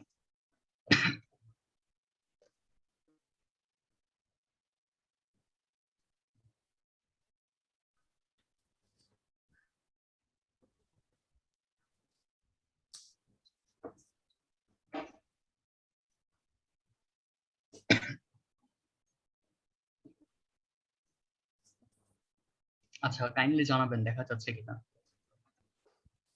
আচ্ছা, ওকে, এটা হচ্ছে আমাদের পিক্সেল অ্যাডভেঞ্চার গেমের জিটিটি। এখানে আমরা হচ্ছে সংক্ষেপে অনেক কিছুই লিখছি, যেমন স্টোরি লাইন। আমাদের গেমসে কোনো স্টোরি নাই, সো এটা নাল। ওকে, আমাদের কনসেপ্ট এখানে লেখা আছে যে আমাদের একটা প্লেয়ার থাকবে যে মুভ করতে পারবে, জাম্প করতে পারবে, শুট করতে পারবে। যদি সে কোলাইড করে কোনো এনিমির সাথে, তাহলে অবস্টেকল প্লেয়ার মরে যাবে। ওকে, সে পয়েন্ট কালেক্ট করতে পারবে, সে শুট করতে পারবে। এখানে আমাদের দুইটা লেভেল থাকবে, একটা থাকবে মেইন মেনু। এই হচ্ছে আমাদের গেমের কনসেপ্টটা। যেহেতু যেটা আমি আমার জন্য বানাইছি, একা একটা পার্সনের জন্য, সেই ক্ষেত্রে আমি খুব বেশি ডিটেলসে দেই নাই এই জায়গাটাতে। বাট আপনি যদি অনেক বড় টিমের জন্য বানান, অবশ্যই আপনাকে এখানে আরো ডিটেলসে লিখতে হবে যে প্লেয়ার গুলি কিভাবে করবে, হ্যাঁ, প্লেয়ারের যখন ওই যে গেম ওভার মেনুটা আসবে সেখানে আর কি কি থাকবে না থাকবে, কনসেপ্টটা একদম ভালো মতো বুঝিয়ে দিতে হবে। এরপর আসি আমরা গেম ডিজাইন সেকশনে, যে আর্ট একটা সেকশন, লেভেল ডিজাইন একটা সেকশন, তাই তো? আর্ট সেকশনটা কি, এটা আমরা স্কিপ করছি। কেন স্কিপ করছি? বিকজ আমরা এটাকে অন্য একটা মিডিয়া থেকে আউটসোর্স করছি, হ্যাঁ, যার কারণে আর্ট নিয়ে আমরা মাথা ঘামাচ্ছি না। আপনার ডিপার্টমেন্টে যদি এমন একজন থাকে যে আপনাদেরকে সব আর্ট করে দিচ্ছে, তখন এখানে তার ডিটেলস গুলো বলতে হবে যে আপনি এই আর্ট করতে চাচ্ছেন, এই আর্টটা এরকম হবে দেখতে, হ্যাঁ, এই আর্টের হাত পা এতটুকু হবে, সাইজ এতটুকু হবে, এই জিনিসগুলো আপনাকে আর্ট সেকশনে বলতে হবে। নেক্সট হচ্ছে লেভেল ডিজাইন। লেভেল ডিজাইন কি? লেভেল ডিজাইন হচ্ছে আপনি আপনার লেভেলগুলো কিভাবে ডিজাইন করবেন, বা আপনি ইউনিটিতে এই জিনিসগুলো কিভাবে সাজাবেন, এই জিনিসটা। লেভেল ডিজাইনে আমরা এখানে কি আছে, আমাদের এখানে আছে একটা মেইন মেনু থাকবে, মেইন মেনুতে একটা প্লে বাটন থাকবে, আচ্ছা একটা এক্সিট বাটনও থাকবে, এটা পরে আর অ্যাড করা হয়নি। আমাদের একটা লেভেল থাকবে, লেভেল 1 থাকবে, লেভেল 2 থাকবে, আমাদের একটা গেম ওভার প্যানেল থাকবে, গেম ওভার প্যানেলে একটা রিট্রাই বাটন থাকবে, আমাদের পার্টিকেল ইফেক্ট থাকবে, এটা কখন আসবে, যখন আমার এনিমি মারা যাবে, when enemy dies। আর আমাদের কিছু অ্যানিমেশন থাকবে। কোথায় কোথায় অ্যানিমেশন থাকবে? আমাদের প্লেয়ার মুভমেন্টে অ্যানিমেশন থাকবে, আমাদের প্লেয়ারের একটা আইডল অ্যানিমেশন থাকবে, আমাদের কালেক্টেবলস অ্যানিমেশন থাকবে, আমাদের এনিমি মুভমেন্টে অ্যানিমেশন থাকবে, এবং আমাদের যে পয়েন্টস গুলো আছে সেগুলোর মধ্যে অ্যানিমেশন থাকবে। ঠিক আছে, এরপর আমরা ছোট করে একটু দেখানোর চেষ্টা করছি যে আমাদের মেইন মেনু সিনটা অ্যাকচুয়ালি দেখতে কিরকম হবে। আমাদের মেইন মেনু সিনটা এরকম দেখতে সিম্পল হবে, একটা প্লে বাটন থাকবে, একটা এক্সিট বাটন থাকবে, ওকে, শেষ। আমাদের গেম সিন যেটা, ওইটা দেখতে কিরকম হবে। এখানে কিন্তু আমরা ইয়ে করি নাই, লেভেল 1 দেখতে কিরকম হবে, লেভেল 2 দেখতে কিরকম হবে, এগুলো কিন্তু ডিসাইড প্ল্যান করি নাই। বাস বলছে যে লেভেলটা দেখতে এরকম হইতে পারে, হ্যাঁ, এই জিনিসটা বলা হয়েছে। যে এগুলো হচ্ছে আমার প্ল্যাটফর্ম, আমাদের কিছু প্ল্যাটফর্ম থাকবে, আমাদের একটা প্লেয়ার থাকবে, আমাদের কিছু কালেক্টেবলস থাকবে, কিছু এনিমি থাকবে, জাস্ট একটা রাফ আর কি, যে আমাদের গেম সিনটা এরকম হইতে পারে। নেক্সট, আমাদের ইউজার ইন্টারফেস কেমন হবে? এই যে আমাদের লেফট রাইট মুভ করার জন্য বাটন থাকবে, জাম্প করার জন্য বাটন থাকবে, শুট করার জন্য বাটন থাকবে, এবং পয়েন্ট গুলো দেখানোর জন্য একটা ইউআই থাকবে। That's it. ওকে, দেন আমাদের আরেকটা সিন ছিল game over scene. Game over scene দেখতে এরকম হবে, সাদা মাটা, গেম ওভার লেখা থাকবে, পয়েন্ট লেখা থাকবে, রিট্রাই লেখা থাকবে। ওকে, গেল।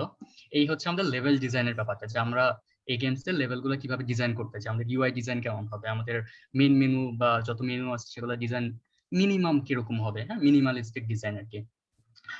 এরপর গেম মেকানিক্স সেকশন, যে আমাদের গেমসে ডিজাইনের পরে আর কি কি থাকবে। যেমন প্লেয়ারে কি থাকবে, প্লেয়ার মুভ করতে পারবে, লেফট রাইটে জাম্প করতে পারবে, শুট করতে পারবে। কিভাবে করবে এগুলা? বাটনের সাহায্যে করবে। ওকে, সো এগুলোর জন্য আমাদেরকে কোড লিখতে হবে। আমাদের প্লেয়ার পয়েন্ট কালেক্ট করতে পারবে। ওকে, তো এই জিনিসটা আমরা চিন্তা ভাবনা করে রাখছি যে আমাদের প্লেয়ার পয়েন্ট কালেক্ট করতে পারবে। তারপর প্রোডাকশনের সময় চিন্তা ভাবনা, প্রোডাকশনে যাওয়ার আগে যখন আমরা এই পয়েন্ট কালেক্ট করার কোডগুলা করব, তখন আরেক দফা চিন্তা ভাবনা করতে হবে যে আমরা এই কোডটা কিভাবে করব। আমরা কি অবজেক্ট ওরিয়েন্টেড প্রোগ্রামিং ইউজ করে করব, নাকি আমরা নর্মাল প্রোগ্রামিং ইউজ করে করব? আমরা কি ডেটা স্ট্রাকচার ইউজ করব, নাকি আমরা নর্মাল ভ্যারিয়েবল ইউজ করব? হ্যাঁ, সেটা তখন চিন্তা ভাবনা করে করা যাবে। এরপর আমরা এই যে আমরা একটা ড্যামেজ করব, ঠিক আছে, এনিমির সাথে আমরা শুট করব, শুট করলে সে ডিস্ট্রয় হবে। এই ডিসিশন গুলো আমরা আগে নিয়ে রাখছি, এই জিনিসগুলো রান টাইমে বের করা যাবে না, এই জন্য আমরা আগে আগে চিন্তা ভাবনা করে রাখছি। এরপর হচ্ছে অন্যান্য যেসব কোডগুলা, যে আমাদের মেইন মেনু থাকবে, মেইন মেনুতে যদি আমি প্লে বাটনে চাপ দিই তাহলে কি হবে, তাহলে আমি লেভেল 1-এ যাব। আমার মেইন মেনুতে এক্সিট বাটন থাকবে, এক্সিট বাটনে প্রেস করলে কি হবে, আমার গেমসটা ক্লোজ হয়ে যাবে। ওকে, আমার যদি এনিমির সাথে কোলাইড করে তাহলে কি হবে, তাহলে আমার গেম ওভার প্যানেলটা ওপেন হবে। আমার গেম ওভার মেনুতে একটা রিট্রাই বাটন থাকবে, ট্যাপ করলে কি হবে, লেভেলটা রিস্টার্ট হবে। ওকে, এই যে ছোটখাটো ইনফরমেশন গুলা, বাট ছোটখাটো বাট ক্রুশিয়াল ইনফরমেশন গুলা, এগুলা হচ্ছে আমাদের এই জিডিটির মধ্যে লেখা থাকবে। দেন সাউন্ড, আমাদের এখানে প্লেয়ারের জাম্প করার সাউন্ড থাকবে, শুট করার সাউন্ড থাকবে, আর এই যে কিছু সাউন্ড থাকবে আর কি। ওকে, এই হচ্ছে মোটামুটি আমাদের পিক্সেল অ্যাডভেঞ্চার গেমের জিডিটি, ছোটখাটো জিডিটি। এই জিডিটি এক পেজ থেকে শুরু করে কয়েকশো পেজ হইতে পারে, ডিপেন্ড করে আপনার গেমের সাইজের উপর। আপনি যদি এই যে পাবজি টাইপের গেম বানাতে চান, আপনার জিডিটি দেখবেন বিশাল বড় হয়ে গেছে, কারণ আপনাকে অনেক কিছু চিন্তা ভাবনা করতে হবে, তাই না? আপনি যদি এরকম ছোটখাটো গেমস বানাতে চান, এটা 2 পেজের জন্য এনাফ, বা 3 পেজ হলে ভালো। ওকে, এই হচ্ছে জিডিটি। সো জিডিটিটা অবশ্যই মাথায় রাখবেন গেমস বানানোর আগে। জিডিটি ছাড়া গেমস বানানো একটা ব্যাড প্র্যাকটিস, এন্ড এটা আপনাকে ইন ফিউচারে খুব ভালোভাবে ভোগাবে আর কি। ওকে, এই হচ্ছে আমাদের পিক্সেল অ্যাডভেঞ্চারের জিডিটি। আমরা যদি সামনের দিকে আগাই, এখন আসেন কথা বলি আমরা অ্যাসেট নিয়ে, যে অ্যাসেট গুলা আমরা কোথা থেকে পেতে পারি, এই টাইপের জিনিসগুলা। ইউনিটির একটা অ্যাসেট স্টোর আছে, যেটা কিনা খুবই রিচ, খুবই পপুলার, খুবই জোস। আপনি সেখানে খুব সহজেই অ্যাসেট পেতে পারেন। আপনি ফ্রি অ্যাসেট নিতে পারেন, আপনি পেইড অ্যাসেট কিনতে চাইলে সেখান থেকে নিতে পারেন। Okay, Unity asset store, 5 problems 1 solution টাইপের জিনিস আর কি। সো ইউনিটি অ্যাসেট স্টোরের লিংকটা হচ্ছে এরকম, https://assetstore.unity.com, বা গুগলে ইউনিটি অ্যাসেট স্টোর লিখে সার্চ করলে আপনি পেয়ে যাবেন। ইউনিটির ভিতর থেকেও তো অ্যাসেট স্টোরে ঢোকা যায়, তাই না? হ্যাঁ, এটাও করা যায়, বাট এটা একটু পেইন দিবে আপনাকে। আপনি দেখবেন ওইটার মধ্যে থেকে অ্যাসেট স্টোরে ঢুকতে যে টাইম লাগতেছে, সেটা থেকে আপনি গুগল করে অ্যাসেট নামায়ও নিতে পারবেন। এরকম হয় ওইটা অনেক হ্যাঁ, সময়। ওইটা স্লো। হ্যাঁ, সো এই হচ্ছে একটা ভালো রিসোর্স অ্যাসেট স্টোর। আপনি যদি 3D অ্যাসেট চান, আপনি যদি 2D অ্যাসেট চান, আপনি যদি সিজি লাইট ট্রেডার, চান, হাজার হাজার ওয়েবসাইট হুম, আছে। হ্যাঁ, আপনি বাট মোস্ট আপনি যদি মানে আপনার বেশিরভাগ অ্যাসেটই আপনি অ্যাসেট স্টোরে পাবেন। হুম, আপনি যদি এবার 2D অ্যাসেটের কাছে আসেন, 2D আর্ট, স্প্রাইট, এই টাইপের জিনিসপত্র চান, তাহলে আপনি ক্রাফটপিক্সে দেখতে পারেন। ওকে, craftpix.net, এটা হচ্ছে তাদের ঠিকানা, এখানে আপনি দেখতে পারেন।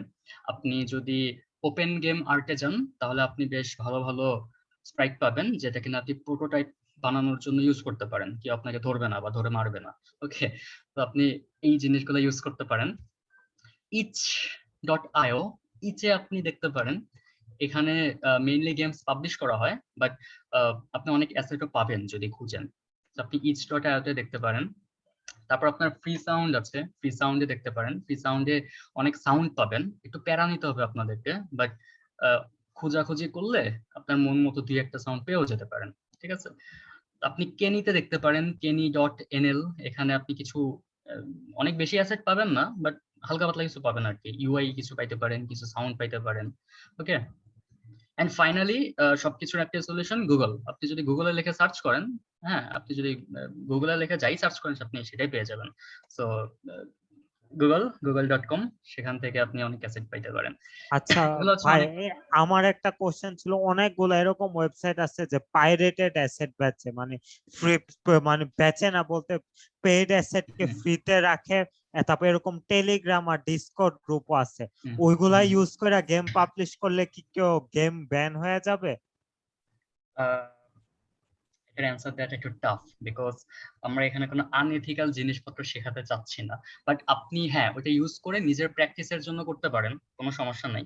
বাট আমরা জি জি। স্ট্রংলি রেকমেন্ড করি, আপনি যদি পাবলিশ করতে চান, আপনি অ্যাসেটটা কিনে তারপর পাবলিশ করেন। বাট এমনি ধরবে না আপনাকে কেউ, এই আর কি। বাট আনএথিক্যাল কোনো কিছু না করাটাই ওইটাই, বেটার। মানে বাংলাদেশে এনফোর্সমেন্ট উইক। আচ্ছা, এভাবে আপনি অ্যাসেট পেতে পারেন। ওকে, আমরা যদি সামনের দিকে যাই, গেম ডেভেলপমেন্ট রোল, এটা নিয়ে একটু কথা বলা লাগবে। অনেক বেশি থিওরি হয়ে যাচ্ছে আমি বুঝতেছি, বাট আমাদের আর বেশি নাই আর কি। আমরা একটু পরেই প্রজেক্টে চলে যাবো, প্রজেক্ট বানানো শুরু করব। গেম ডেভেলপমেন্ট রোলস, এটা নিয়ে আপনাদের একটু ভাবতে হবে, বিকজ একটা গেমস বানানো কিন্তু সোজা না। একটা গেমস বানাতে গেলে আপনাকে অনেক কিছু কনসিডার করতে হবে। আপনার একজন লাগবে যে আপনাকে ডিরেকশন দিবে। আমরা যদি একটা টিম হিসেবে চিন্তা করি, তাহলে আপনার একজন লাগবে যে আপনাকে ডিরেকশন দিবে, ওকে, প্রজেক্ট ডিরেক্ট করবে, ম্যানেজার লাগবে একজন। এরপর হচ্ছে আপনার কিছু ডিপার্টমেন্ট ওয়াইজ ভাগ করতে হবে, যে এই ডিপার্টমেন্ট কোডিং এর কাজ করবে, ওই ডিপার্টমেন্ট ডিজাইনের কাজ করবে, ওই ডিপার্টমেন্ট আর্টিস্টিক কাজ করবে, ওই ডিপার্টমেন্ট সাউন্ডের কাজ করবে। হ্যাঁ, তারপর ওই ডিপার্টমেন্টের ভিতরে গিয়ে আবার আপনাকে ভাগ করতে হবে যে এই ডিপার্টমেন্টে সিনিয়র লিড দিবে কে, তাদেরকে ভাগ করতে হবে, জুনিয়র কারা আছে তাদেরকে ভাগ করতে হবে। ওকে, মোট কথা হচ্ছে আপনাকে আলাদা আলাদা অনেকগুলো ডিপার্টমেন্টের সাথে কাজ করতে হবে। আর্টিস্টিক ডিপার্টমেন্ট, ডিজাইন ডিপার্টমেন্ট যারা কিনা লেভেল ডিজাইন করবে, কোডিং ডিপার্টমেন্ট যারা কিনা কোড গুলা করবে, সাউন্ড ইঞ্জিনিয়ার্স যারা কিনা সাউন্ড গুলা বানায় দিবে আপনাদেরকে। এই অনেক কিছু আপনাকে একসাথে কন্ট্রোল করতে হবে। তারপর আছে কোয়ালিটি অ্যাসুরেন্স।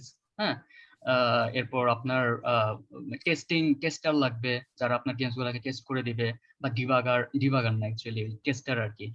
এরপর আপনার অডিও টিম লাগবে। আপনার অনেক অ্যাসেট আপনি ইন হাউস নাও বানাতে পারেন।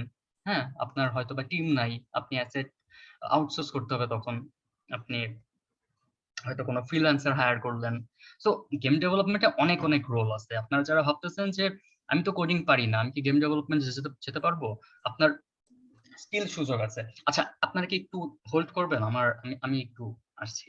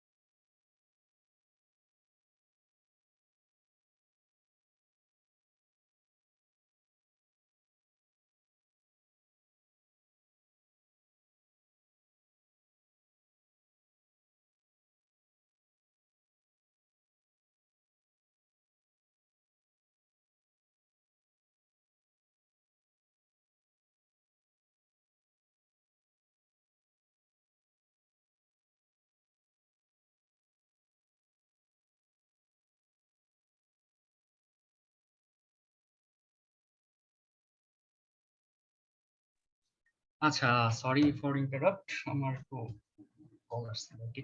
আচ্ছা, যাই হোক, গেম ডেভেলপমেন্টের এই রোলস গুলো আপনাকে ভাবতে হবে। ওকে, ওই যে আপনি যেটা বলতেছিলাম যে আপনি যদি কোডিং না পারেন তাহলে কি আপনার গেম ডেভেলপমেন্ট করার সুযোগ নাই? অবশ্যই আছে। আপনি আর্টিস্টিক এর কাজ করতে পারেন, আপনি লেভেল ডিজাইনার হিসেবে কাজ করতে পারেন, আপনি গেম টেস্টার হিসেবে কাজ করতে পারেন, আপনি অডিওর কাজ পারলে অডিও নিয়ে কাজ করতে পারেন।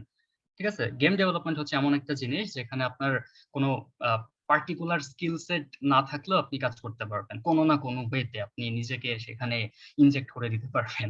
ওকে, তো এটা নিয়ে হতাশ হওয়ার কিছু নাই যে আমি তো কোডিং পারি না, আমি এটা পারি না, সেটা পারি না। জাস্ট আপনি লেগে থাকেন, আপনার কোন জায়গাটাতে ইন্টারেস্ট আছে সেটা বের করেন, দেন আপনি দেখেন গেম ডেভেলপমেন্টে কোথায় নিজেকে পুশ করতে পারেন। ওকে, এবার আসি সবচেয়ে মোস্ট পেইনফুল জিনিসটাতে। গেম ডেভেলপমেন্টে এতগুলা রোল থাকে, কিন্তু আপনার যদি কোনো টিম না থাকে, বা টিম আছে, টিমটা খুবই ছোট, 5 জন 6 জন 10 জন, আপনার টিমে ওরকম এক্সপার্টিস নাই, আপনার কোনো ইনভেস্টর নাই, আপনি জানেন না কি টাইপের গেমস বানাচ্ছেন, আপনি জানেন কোন টাইপের গেমস বানাচ্ছেন, কিন্তু আপনাকে লিড দেওয়ার মতো কেউ নাই, আপনি নিজেই লিডার, আপনি আপনার সাপোর্টটা নাই আশেপাশে, আপনার বাজেটটা নাই, তখন আপনি কি করবেন? আপনি গেম বানাবেন না? অবশ্যই আপনি গেম বানাবেন। ওই যে গেমস বানাবেন, তখন আপনাকে যেটা করতে হবে, আপনাকে ইন্ডি হয়ে যেতে হবে।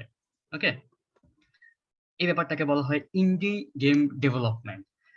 এই যে ইন্ডি, এই জিনিসটা আমি শুরুর দিকে আমারও নিজে একটু কনফিউজ হতো। আমি এই যে ইন্ডি বলতে বুঝতাম হয়তো ইন্ডিয়ার সাথে রিলেটেড কিছু একটা হবে, ইন্ডিয়া টাইপের কিছু একটা হবে, বাট অ্যাকচুয়ালি ইন্ডি কথাটা আসছে ইন্ডিপেন্ডেন্ট থেকে। ইন্ডিপেন্ডেন্টের শর্ট ফর্ম হচ্ছে indie. So kind of independent game ডেভেলপমেন্টকে বলা হয় ইন্ডি গেম ডেভেলপমেন্ট। ওকে, আপনি ওই যে যেটা বললাম, আপনার বিগ বাজেট নাই, আপনার ইনভেস্টর নাই, আপনার বড় টিম নাই, আপনার প্রোডাকশন হাউস নাই, আপনি গেম বানাতে চান, আপনার মাথায় জোস একটা আইডিয়া আছে, কিভাবে প্রসিড করবেন? ওয়ান সলিউশন, আপনাকে ইন্ডি গেম ডেভেলপমেন্টে যেতে হবে। ওকে, এবার আসি ইন্ডি গেম ডেভেলপমেন্ট টিমটা কখন বলবো আমরা, যখন আপনার খুবই স্মল টিম থাকবে, মোটামুটি 10 জনের মতো পার্সনস, এক্সপার্ট পার্সনস নিয়ে আপনার একটা টিম আছে, এটা হচ্ছে আপনার একটা ইন্ডি গেম ডেভেলপমেন্ট টিম। হ্যাঁ, আপনি স্টিল ইন্ডি। নেক্সট, আপনার কোনো ফান্ডিং নাই, আপনার ইনভেস্টমেন্ট নাই শুরু করার জন্য, আপনি স্টিল ইন্ডি, আপনি ইন্ডি গেম ডেভেলপার। নেক্সট, এটা হচ্ছে সবচেয়ে মজার জিনিস, ইন্ডি গেম ডেভেলপারদের উদ্ভট টাইপের কোনো আইডিয়া ইউজ করতে কোনো রিস্ক নাই।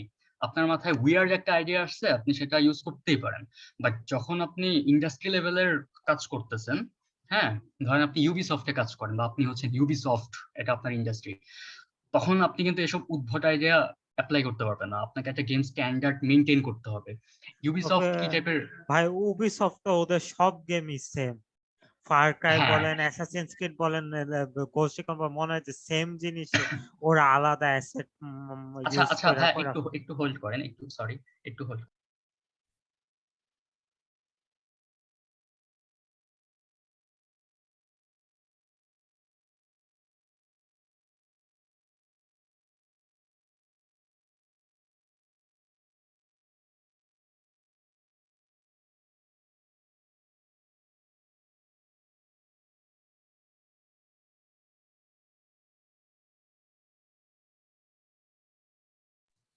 আচ্ছা, হ্যাঁ, সো যেখানে ছিলাম, আপনি যেটা বললেন, আপনারা খেয়াল করে দেখবেন ইউবিসফট যে টাইপের গেমস গুলো বানায় সব একই রকম। অ্যাসাসিনস ক্রিড আছে ইউবিসফটের, প্রিন্স অফ পার্সিয়া ইউবিসফটের বানানো, রেইনবো সিক্স ইউবিসফটের বানানো, সবগুলো গেমসই না একই টাইপের, বিকজ তারা একটা স্ট্যান্ডার্ড ফলো করে। ঠিক আছে, আপনি যদি আবার অ্যাক্টিভিশনের কথায় আসেন, তারা দেখবেন বেশিরভাগই শুটার টাইপের গেমস বানায়, তারা একটা স্ট্যান্ডার্ড ফলো করে। বাট আপনি যখন ইন্ডি গেম ডেভেলপার, আপনাকে কোনো স্ট্যান্ডার্ড ফলো করতে হবে না। এটা হচ্ছে সবচেয়ে জোস একটা জিনিস। আপনার মাথায় উদ্ভট আইডিয়া আসছে, আপনি সেটা অ্যাপ্লাই করতে পারেন। হ্যাঁ, যেমন একটা এক্সাম্পল দেই, গত বছরের আগের বছর, যদিও এটা একটা হাইপার ক্যাজুয়াল গেমস, একটা গেমস ছিল খুব পপুলার হয়েছিল। গেমসটার আগামাথা আপনি নাও বুঝতে, মানে কি বলে, খুবই অদ্ভুত টাইপের একটা গেমস ছিল।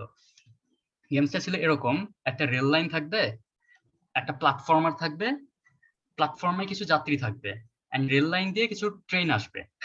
আপনার কাজ হবে অ্যাজ এ প্লেয়ার, ওই যে যাত্রীটা আছে তাকে ধাক্কা দিয়ে রেল লাইনে ফেলে দেওয়া। আমি জানি না এটা কতটা এথিক্যাল বা আনএথিক্যাল জিনিস, বাট আপনি চিন্তা করতে পারেন এটাও কোনো একটা গেমস এর আইডিয়া হইতে পারে। এন্ড এই গেমসটা মানুষজন খুব ভালোভাবে ইয়ে করছে, এই গ্রহণ করছে। ক্যাচ করছে। হ্যাঁ, খুব ভালো মতো মানে মজা পাইতেছে গেমসটা খেলা। মানে আপনি আপনি জানেন না আপনার কোন আইডিয়া, আপনার কোন উদ্ভট আইডিয়া আপনাকে কাজ করায় দিবে। ঠিক আছে, ইন্ডি গেম ডেভেলপারের এই একটা সুবিধা, আপনি উদ্ভট আইডিয়া ফ্রিলি ইউজ করতে পারেন। আপনাকে জাস্ট ইউনিক একটা আইডিয়া ইয়ে করতে হবে, বের করতে হবে। নেক্সট, এটা একটু প্যারার, need to take a lot of প্যারা। আপনার তো বাজেট নাই, আপনার তো বড় সড়ো টিম নাই, আপনাকে একা একা হচ্ছে সব কাজ করতে হবে, আপনাকে অ্যাসেট হ্যান্ডেল করতে হবে, আপনাকে টিম লিড করতে হবে, আপনাকে সাউন্ড ম্যানেজমেন্ট করতে হবে। একটা গেমের শুরু থেকে শেষ পর্যন্ত যা কিছু আছে সবকিছু আপনার এই 10 জনের ছোট একটা টিমে বা 3-4 জন, বা আপনি যদি একা হন, আপনাকে এই জিনিসগুলো হ্যান্ডেল করতে হবে। আপনার ইনভেস্টর থাকবে না, আপনার বাজেট থাকবে না, আপনি হতাশ হয়ে যাবেন, আপনাকে নিজেকে সেলফ মোটিভেট করতে হবে। ঠিক আছে, তো এই যে টাইম ফ্রেম নিজে নিজে মেনটেন করতে হবে, অনেক প্যারা নিতে হবে আর কি। এই হচ্ছে ইন্ডি গেম ডেভেলপারের একটা অসুবিধা। বাট আপনি যদি ওই যে উদ্ভট টাইপের ইউনিক একটা আইডিয়া একবার মার্কেটে লঞ্চ করতে পারেন, দেখবেন আপনার পিছনে ইনভেস্টরের অভাব হবে না। যেমন আমি আপনাকে একটা এক্সাম্পল দেই, এটা একটা গেমস, আমি এখন ভিডিও দেখাবো, এটা একটা গেমস। এই গেমসটা কত সালে লঞ্চ হয়েছিল ঠিক শিওর না, 2014 কি 15-র দিকে। এই গেমসটা, আচ্ছা আপনার আগে ট্রেলারটা দেখেন, তারপর আমি গেমসের ব্যাপারে বলি।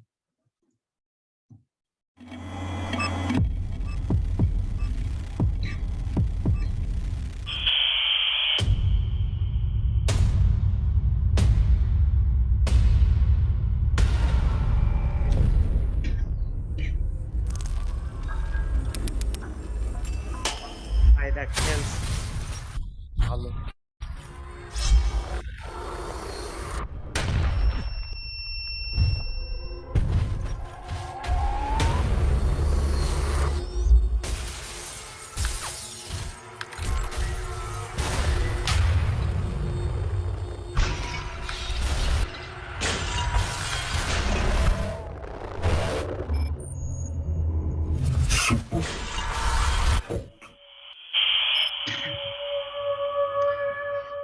অলরাইট, এটা ছিল গেমসটা।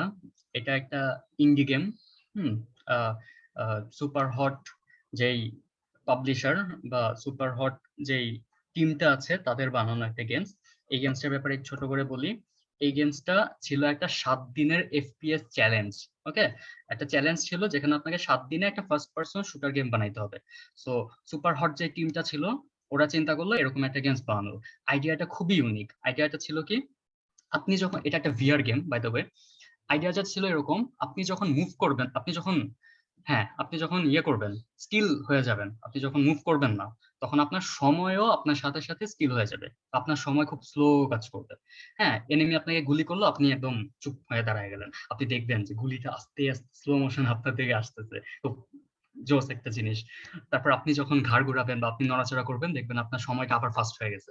ওকে, সো এই একটা ইউনিক আইডিয়া ছিল তাদের গেমস এর মধ্যে। এন্ড 7 দিনের FPS চ্যালেঞ্জে তারা এই গেমসটা বানাইছে। এন্ড এই গেমসটা এখন অনেক সাকসেসফুল একটা গেমস। এই গেমসটা এই FPS চ্যালেঞ্জে অনেক ভালো মতো সাড়া পাইছে। তারপর তারা চিন্তা ভাবনা করলো কি, আমরা তো ইন্ডি ডেভেলপার, আমাদের তো বাজেট নেই, আমরা যদি এটা এখন ভালো মতো করতে চাই তাহলে আমাদের তো বাজেট দরকার, আমরা বাজেট পাবো কোথায়? বাজেটের জন্য তারা যেটা করলো, ক্রাউড ফান্ডিং করার চিন্তা ভাবনা করলো। ক্রাউড ফান্ডিং অনেক প্ল্যাটফর্ম আছে যেখান থেকে আপনি ক্রাউড ফান্ডিং করতে পারেন, যেমন কিকস্টার্টার, ইন্ডিগোগো।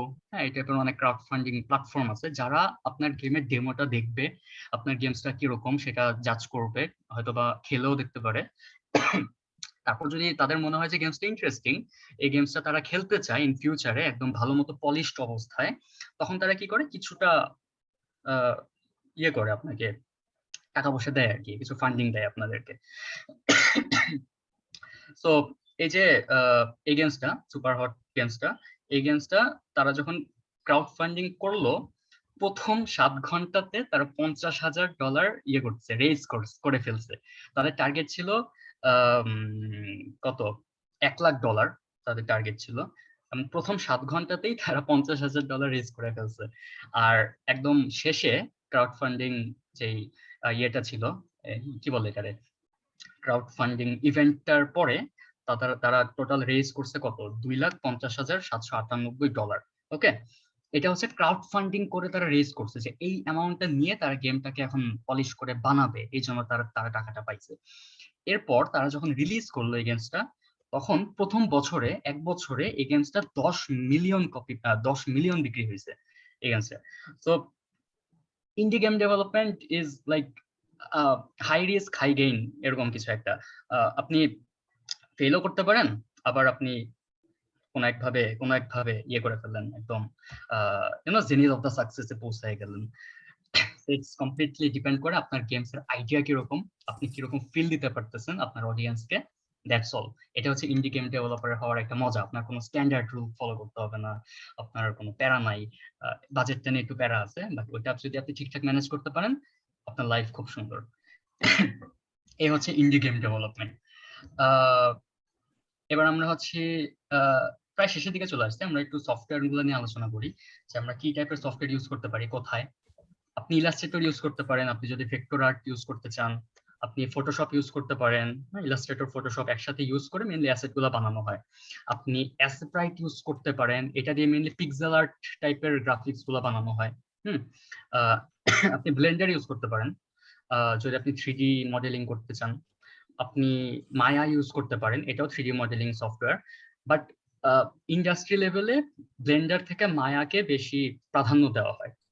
হ্যাঁ, because Blender open source programme, and এটা অনেক সময় ইউনিটির সাথে কোলাবোরেট করতে গিয়ে ঝামেলা করে আর কি। মায়া হচ্ছে ইন্ডাস্ট্রি স্ট্যান্ডার্ড সফটওয়্যার, যারা ইন্ডাস্ট্রিতে সবাই মায়া টাইপের কিছু বা অটোডেস্কের সফটওয়্যার গুলো ইউজ করে। যেমন আপনাদেরকে বলি, আমরা কিছুদিন আগে একটা অগমেন্টেড রিয়েলিটি টাইপের অ্যাপ বানাচ্ছিলাম, যেখানে আমাদের 3D মডেল গুলা ব্লেন্ডার দিয়ে বানানো হচ্ছিল।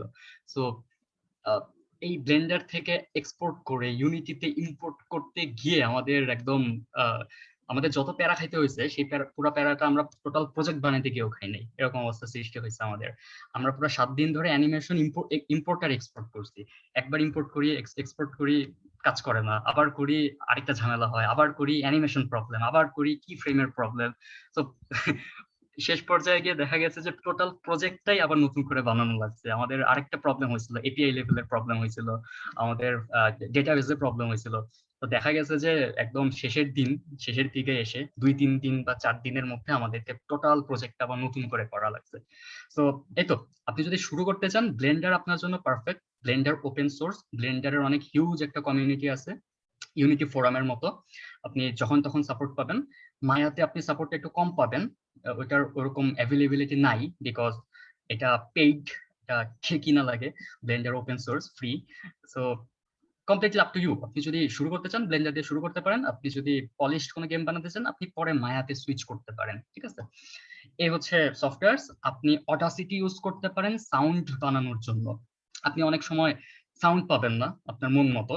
তো যেমন আমাদের ক্ষেত্রে হয়েছিল, আমরা আমাদের স্পেস শুটার গেমসটা বানাতে গিয়ে সাউন্ড পাচ্ছিলাম না। পরে আমি ডিসাইড করলাম যে অডাসিটি ওপেন করে আমি হচ্ছে মুখ দিয়ে সাউন্ড করতেছিলাম। আমরা একটা পোর্টালের সাউন্ড বানাচ্ছিলাম, তো অডাসিটি ওপেন করে লাইক সামথিং লাইক এরকম কিছু একটা করতেছিলাম। তারপর এটার মধ্যে বেশ কিছু ইফেক্ট লাগাইছি, তারপর ওখান থেকে আমরা একটা পোর্টালের সাউন্ড বানাইছি। তো আমাদের বাজেট নাই, আমাদের অডিও ইঞ্জিনিয়ার নাই, সো কাইন্ড অফ এভাবেই কাজ চালাইতে হয়েছে। এই তো, আপনি অডাসিটি ইউজ করতে পারেন। আপনি যদি কোনো সাউন্ড মডিফাই করতে চান, ম্যানিপুলেট করতে চান, ইভেন আপনি নিজের সাউন্ড বানাইতে চান, সেই ক্ষেত্রে অডাসিটি ইজ আ গ্রেট টুল আমি মনে করি। তো এই তো, ইউনিটি ছাড়া আপনি এক্সটার্নাল এই সফটওয়্যার গুলো ইউজ করতে পারেন আপনার কাজের সুবিধার জন্য, বা এগুলো লাগবে কোনো এক সময়। ওকে, অলরাইট। এবার অনেক তো অন্যদের গেমস নিয়ে কথা হলো, এবার আমরা একটু নিজেদের শো অফটা করি আর কি, বা শো অফ না, অ্যাকচুয়ালি এখানে দুইটা স্টোরি আছে যেগুলো আপনাদের জন্য অনেক ইন্সপায়ারিং হবে। আমরা দুইটা গেমস বানাচ্ছিলাম, একটা হচ্ছে স্পেস শুটার। আমাদের একটা ছোটখাটো টিম আছে বাই দ্য ওয়ে, আমরা সেখানে গেমস বানানোর ব্যর্থ চেষ্টা করি আর কি। সো স্পেস শুটার একটা গেমস বানাচ্ছিলাম। এই গেমসটার পিছনের স্টোরিটা হচ্ছে, আমরা এই গেমসটা শুরু করে আমার এক ফ্রেন্ড, ও 2019 সালে শুরু করে। তারপর আমি ভাবলাম যে যেহেতু একটা স্পেস শুটার গেমস বানাচ্ছেই, ওয়াই নট আমরা একটা ইউনিক আইডিয়া এখানে অ্যাপ্লাই করি এবং এটা ভালো মতো পলিশ করে রিলিজ করি। সো পরে আমি 2020 সালে এখানে হাত দিলাম, ওরে বললাম যে ওকে আমরা ভালো মতো একটু পলিশ করে ছাড়বো। দেন 2020-এর মাঝামাঝি সময়ে এসে আমাদের এই গেমসটা বানাতে গিয়ে একটা সমস্যা ছিল, আমাদের ডকুমেন্টস ছিল না ভালো মতো। যেহেতু গেমসটা 19 সালে বানানো হয়েছে, প্ল্যান করা হয়েছে, তারপর আমি আবার ভাবলাম যে নতুন ফিচার অ্যাড করা, তো আমাদের ওইভাবে ডকুমেন্টেশন ছিল না। তো তাতে করে কি হয়েছে, আমাদের টাইম ফ্রেম সম্পর্কেও ভালো আইডিয়া ছিল না। তো আমার 4 মাস চলে গেছে, 5 মাস চলে গেছে, আমরা বানাচ্ছি গেমসটা, বানাইতেছি, শেষ হয় না। এক পর্যায়ে হতাশ হয়ে ও দেখলাম যে আরেকজন কাজ করতেছে না, আমার নিজেরও কাজ করতে মোটিভেশন পাচ্ছি না। এরপরে আর কাজ করা হয় নাই। তারপর 2021 সালে কি মনে করে যেন আবার ভাবলাম যে শুরু করছি যেহেতু শেষ করি। তারপর আবার শুরু করলাম। এই তো রোজার মধ্যে এসে আবার কেমন যেন একটা হতাশ লাগা শুরু করলো, করবো না। তারপর হচ্ছে যে আবার কিছুদিন আগে আবার ভাবলাম যে না, ভালো মতো শেষ করা উচিত। তো এটা হচ্ছে আপনাদের জন্য একটা কি লেসন। একটু ক্লিয়ার করবেন কোনটা? যে টাইম ফ্রেম কি হচ্ছে, কোন ফিচার কোন সময়ের মধ্যে, বা ডেডলাইনটা? হ্যাঁ, টাইম ফ্রেমটা আপনি একটা করবেন, আপনি একটা টাইম ফ্রেম বানাবেন যে আপনি চাচ্ছেন এই মাসের মধ্যে 5টা ফিচার অ্যাড করতে। তারপর এই মাসের জন্য আপনি আবার একটা ছোট করে টাইম ফ্রেম বানাবেন যে এই মাসে তো 4টা সপ্তাহ, এই 4 সপ্তাহের মধ্যে আমি এই সপ্তাহে এই ফিচার করতে চাই। তারপর আবার ছোট করে ভাঙবেন যে এই ফিচারটা করার জন্য এই কাজ করা লাগবে। আমার টিমে XYZ মেম্বার আছে, তো আমি চাচ্ছি যে প্রথম 3 দিন X কাজ করুক, পরের 3 দিন Y কাজ করুক, X আর Y এর ফিডব্যাক নিয়ে তারপর Z হচ্ছে বাকি কাজগুলো করুক। এই ছোট ছোট টাইম ফ্রেম গুলো বানাইতে হবে, তাহলে দেখবেন আপনার গেমসটা স্মুথলি টাইমের মধ্যে শেষ হচ্ছে। আর হ্যাঁ, অবশ্যই প্রতি টাইম ফ্রেম বা প্রতি মাইলস্টোন শেষ হওয়ার পরে নিজেকে একটা ছোটখাটো ট্রিট দিবেন। ট্রাস্ট মি, এটা অনেক কাজে দেয়। যদি আমি নিজেকে ঘরে এরকম ট্রিট দেই নাই, বাট আপনি ট্রিট দিবেন, আপনার টিম মেম্বারদেরকে ট্রিট দিবেন, দেখবেন তারাও খুশি, আপনিও খুশি, এন্ড কাজগুলো খুব স্মুথলি আগাবে। এনিওয়ে, এটা হচ্ছে আমাদের স্পেস শুটারের কাহিনী। এখান থেকে আপনাদের শিক্ষা হচ্ছে কখনো প্রজেক্ট হোল্ড করে রাখবেন না, কখনো টাইম ফ্রেম এক্সটেন্ড করবেন না, কখনো আজগুবি ফিচার অ্যাড করা ট্রাই করবেন না। প্ল্যানিং ফেজ শেষ করার পরে আপনি যখন প্রোডাকশনে যাবেন তখন হুদাই আপনি এটা কি আমরা পরিচিত feature add করবেন না। যেগুলো জানি ওগুলো নিয়ে করতে হবে? কোনগুলা? মানে পরিচিত ফিচার গুলোই অ্যাড করতে হবে যেগুলো সম্পর্কে আমাদের জানাশোনা আছে, অথবা নতুন কোনো ফিচার যদি আমাদের চিন্তা থেকে করতে চাই যেগুলো সম্পর্কে আমাদের প্রায়র এক্সপিরিয়েন্স নাই অথবা এগুলো নিয়ে আমরা কাজ করি নাই, তো ওগুলা নিয়ে তো ওটা আবার শিখতে হবে, আবার করতে হবে, টাইম ফ্রেমটা ভিন্ন করতে হবে।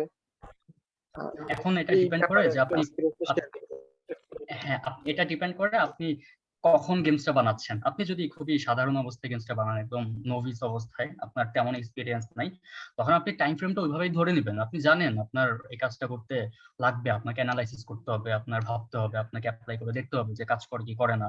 তো আপনি ছোট ছোট ইয়ে করলেন, মানে ছোট ছোট কাজের জন্য বড় বড় টাইম ফ্রেম নিলেন আর কি। যে আপনি 1 সপ্তাহ টাইম দিলেন একটা ফিচারের জন্য, বাট আপনি যখন অ্যাডভান্স লেভেলে কাজ করতে পারবেন, আপনি জানেন, আপনি কনফিডেন্স যে আপনি ইউআই বানাইতে তো আপনার 10 মিনিটও লাগে না, হ্যাঁ, তখন আপনার টাইম ফ্রেমটা ওইভাবে বানাইতে হবে যে একদিনে আমি 5টা ফিচার অ্যাড করতে যাচ্ছি, 2 দিনে 6টা ফিচার অ্যাড করতে যাচ্ছি, এরকম করে বানাতে হবে। ডিপেন্ড করে আপনার ইয়ের উপরে, এক্সপিরিয়েন্সের উপর।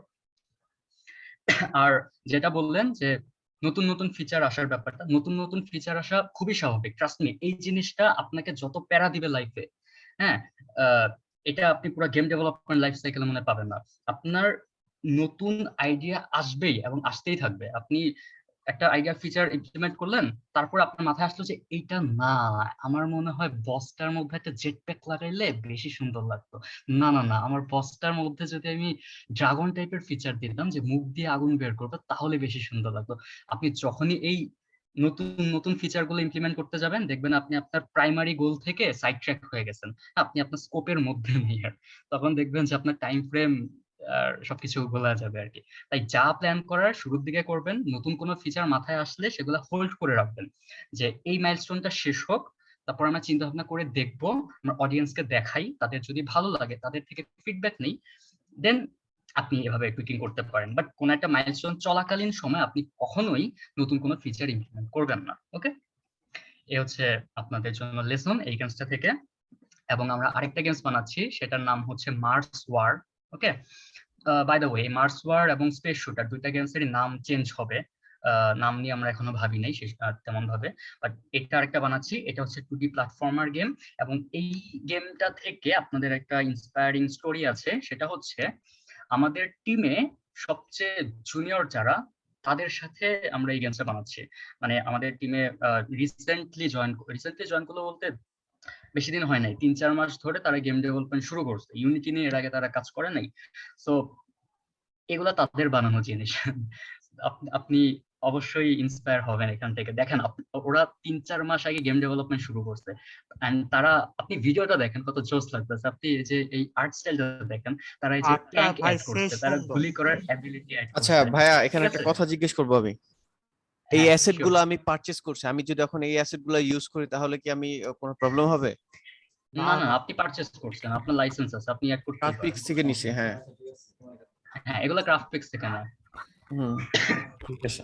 ওকে, এই তো, এই হচ্ছে আমাদের মিনিমিশিয়ার মতো লাগে। কাইন্ড অফ, আমরা এখনো যাই, আমরা কমপ্লিট করার পর বোঝা যাবে যে কি বানাইছি আমরা। যাই হোক, এগুলো হচ্ছে আমাদের দুইটা গেমস আর কি বানাচ্ছি, এখনো প্রোডাকশনে আছে, প্রোটোটাইপ লেভেলে। আমরা একটু মানুষের গেমস পা দেখি।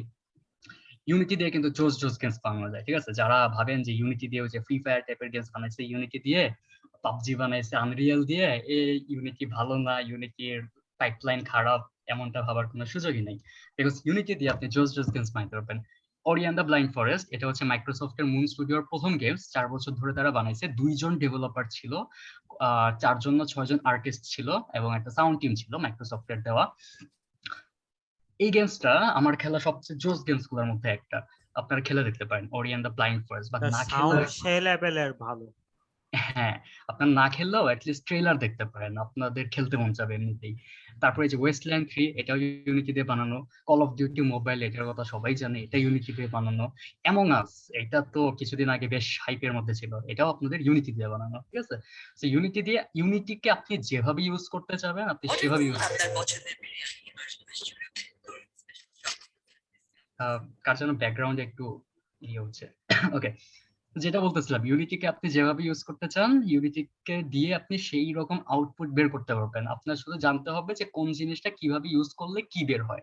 ওকে, আপনি যদি ইউনিটি ভালো মতো জানেন, আপনি যে কোনো কিছু বানাইতে পারবেন। আপনি ইউনিটি দিয়ে অ্যাপ বানাইতে পারবেন, আপনি ইউনিটি দিয়ে পেইন্ট করার যে সফটওয়্যারটা আছে ওইরকম কিছু বানাইতে পারবেন, আপনি ইউনিটি দিয়ে অগমেন্টেড রিয়েলিটি, ভার্চুয়াল রিয়েলিটি যা ইচ্ছা আপনার জাস্ট দরকার, আপনার বোঝা দরকার যে এই কম্পোনেন্টে এভাবে কাজ করে, দ্যাটস ইট, আর কিচ্ছু দরকার নেই। ওকে, এন্ড আমাদের কোর্সের উদ্দেশ্য এইটাই অ্যাকচুয়ালি, যে আপনাদের গেম ডেভেলপার বানানো না, আমাদের এই কোর্সের উদ্দেশ্য হচ্ছে আপনাদেরকে ইউনিটির সাথে পরিচয় করা যাচ্ছে, ইউনিটির কোন কম্পোনেন্ট কিভাবে কাজ করে, বাকিটা আপনি নিজেই ফিগার আউট করে ফেলতে পারবেন। দ্যাটস ইট, আমাদের স্লাইডের পড়াশোনা শেষ। মোটামুটি 1.5 ঘন্টা ধরে আমরা এসব হাবিজাবি থিওরিটিক্যাল জিনিসপত্র দেখছি। আমাদের প্রজেক্টে আমরা এখন ফিরে যাব। যদিও আমাদের অ্যাটেন্ডেন্সটা একটু নিয়ে নিই ভাইয়া। হ্যাঁ হ্যাঁ হ্যাঁ শিওর। আচ্ছা, আমি ওটা শেয়ার করে দিয়েছি, আপনারা একটু অ্যাটেন্ডেন্সটা দিয়ে দেবেন, আর জাস্ট 1 মিনিটের মধ্যে। তারপর শান্ত ব্যাক করতে পারো তুমি। আচ্ছা আচ্ছা, অ্যাটেন্ডেন্সটা নিয়ে নিই।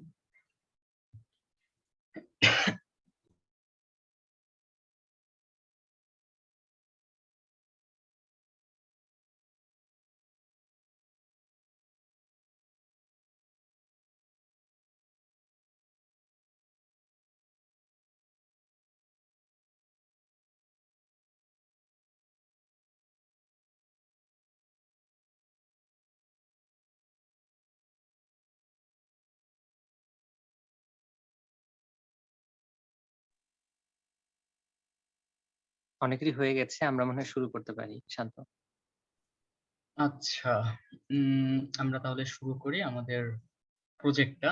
আশা করতেছি আপনাদের সবার প্রজেক্ট ওপেন হয়ে গেছে। হ্যাঁ, আপনারা আপনাদের স্ট্র্যাটেজিটা বলি। আপনারা যেটা করবেন, আমার সাথে সাথেই শুরু করবেন প্রতিদিন। আমি যতটুকু করব আমি করব, আপনারা দেখবেন, তারপর আমি আপনাদেরকে টাইম দিব এটা করার জন্য, আপনারা ওটাকে রেপ্লিকেট করবেন।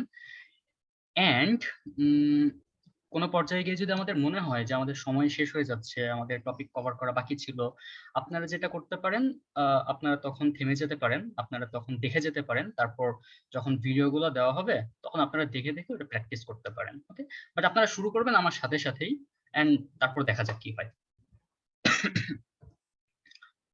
ওকে, আপনাদের আশা করতেছি ইউনিটি ওপেন করা হয়ে গেছে। ইউনিটি ওপেন করলে আপনারা এই টাইপের জিনিস, এরকম একটা লেআউট দেখতে পারবেন। ইউনিটি লেআউটের সাথে আপনারা অলরেডি পরিচিত। আচ্ছা, কাহিনী হয়েছে। আচ্ছা, সমস্যা নেই, আজকে আমরা এটাতেই করি। এটা ইউনিটি লেআউট, এটার সাথে আপনারা সবাই পরিচিত। এই যে এখানে হচ্ছে প্রজেক্ট প্যানেল, আমি জাস্ট ব্রিফলি বলে যাচ্ছি, এটা প্রজেক্ট প্যানেল, এখানে অ্যাসেট গুলো থাকে বা সবকিছু থাকে। এটা হচ্ছে হায়ারার্কি, এখানে প্রত্যেকটা গেম অবজেক্ট থাকে। আপনি সিনের মধ্যে যে গেম অবজেক্ট রাখতে চান সেটা এখানে থাকবে। আপনি যদি কোনো গেম অবজেক্টের প্রপার্টিজ দেখতে চান, আপনি গেম অবজেক্টে ক্লিক করলে ইন্সপেক্টরে এসে দেখতে পারবেন। আপনি যদি কনসোলে কোনো কিছু দেখতে চান, আপনি প্রজেক্টের পাশে কনসোল বা কোনো এক জায়গায় কনসোল পাবেন, একটা ট্যাব পাবেন, কনসোলে ক্লিক করলে আপনি কনসোলের জিনিসগুলো দেখতে পারবেন। ওকে, এই হচ্ছে ইউনিটি ইন্টারফেসটা। এটা হচ্ছে ইউনিটির ইন্টারফেস। এখন আপনারা যেটা করবেন, আপনারা ওই যে ফাইলটা নামাইছেন না, ওই ফাইলটা এখন আপনাদেরকে ইম্পোর্ট করতে হবে। এখন দেখেন, আমি আপনাদেরকে ইচ্ছা করে একটা ইউনিটি ফাইল দিছি, আমি চাইলে আপনাদেরকে ড্রাইভে এমনি রিসোর্স গুলো শেয়ার করে দিতে পারতাম, বাট আপনাদেরকে দেখানোর উদ্দেশ্যে আমি রিসোর্স ইউনিটি প্যাকেজ হিসেবে এক্সপোর্ট করে দিছি। সো ইউনিটি প্যাকেজ খুবই হ্যান্ডি একটা রিসোর্স। ওইটা আপনি ইউজ করে যে কোনো প্রজেক্টে পাস করতে পারবেন। এটা বানানোর ওয়েটা আমি বলে দিচ্ছি। ওটা বানাবেন কিভাবে, আপনি যেই অ্যাসেট গুলা ইনক্লুড করে আপনার ইউনিটি প্যাকেজটা বানাতে চান সেই অ্যাসেট গুলো সিলেক্ট করবেন। ধরেন আমি এই যে সিন ফোল্ডারটা আমাদের একটা প্যাকেজ বানাতে চাই, আপনি সিনে ক্লিক করবেন, তারপর রাইট ক্লিক করবেন, তারপর দেখবেন এক্সপোর্ট প্যাকেজ নামে একটা অপশন পাবেন। ওকে, এখানে ক্লিক করলে এই যে আপনি কি এক্সপোর্ট করতে চান, আইটেমস টু এক্সপোর্ট, আপনাকে বলে দিতে হবে যে আপনি কোন কোন আইটেমগুলো এক্সপোর্ট করতে চান। আপনি চাচ্ছেন সিনের মধ্যে থাকা স্যাম্পল সিন ডট ইউনিটি এই ফাইলটাকে এক্সপোর্ট করতে, তাহলে এই যে ক্লিক করবেন, হ্যাঁ ক্লিক করলে যে সিলেক্ট হয়ে গেল। তারপর যেটা করতে হবে, আপনি যদি চান ডিপেন্ডেন্সি সহ এক্সপোর্ট করতে, তখন আপনি ইনক্লুড ডিপেন্ডেন্সি দিলেন। আপনি যদি চান ডিপেন্ডেন্সি ছাড়া এক্সপোর্ট করতে, তাহলে এটাকে চেকমার্ক অফ করে দিলেন। ওকে, আপনি যদি চান সবকিছু এক্সপোর্ট করতে তাহলে যে অল দিতে পারেন, আপনি যদি চান সবকিছু ডিসিলেক্ট করতে আপনি নান দিতে পারেন, তারপর ম্যানুয়ালি সিলেক্ট করতে পারেন কোনটা কোনটা এক্সপোর্ট করবেন। এরপর আপনি এক্সপোর্টে চাপ দিবেন, দেখবেন আপনার ওই রকম একটা ইউনিটি প্যাকেজ ফাইল ক্রিয়েট হয়ে গেছে। ওকে, এবার আসেন আমরা ইম্পোর্ট করি আমাদের প্যাকেজটা। ইম্পোর্ট করব কিভাবে? আপনি অ্যাসেটে আসবেন, অ্যাসেটে এসে রাইট ক্লিক করবেন, রাইট ক্লিক করলে দেখবেন ইম্পোর্ট প্যাকেজ নামে একটা অপশন আছে। হ্যাঁ, ইম্পোর্ট প্যাকেজে গেলে দেখবেন কাস্টম প্যাকেজ আছে, তো কাস্টম প্যাকেজে যাবেন। তারপর আপনি যে ফাইলটা ডাউনলোড করছেন ওই ফাইলটা সিলেক্ট করবেন। আমার এখানে ডাউনলোড করা ছিল এই যে resources.unity প্যাকেজ, এখানে এসে আমি যে ওপেন দিব, তাহলে দেখবেন আমার এই প্যাকেজটা ডিকম্প্রেস হওয়া শুরু করবে এবং ইউনিটিতে আসা শুরু করবে। এটা একটু টাইম লাগবে, বাট যখন চলে আসবে তখন দেখতে অনেকটা এরকম লাগবে।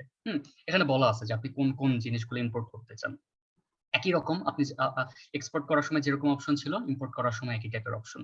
আপনি যদি চান যে শুধু অডিও ইম্পোর্ট করবেন, তাহলে আপনি নান দিয়ে শুধু ম্যানুয়ালি অডিওটা সিলেক্ট করলেন, তাহলে অডিও ফোল্ডারটা শুধুমাত্র ইম্পোর্ট হবে।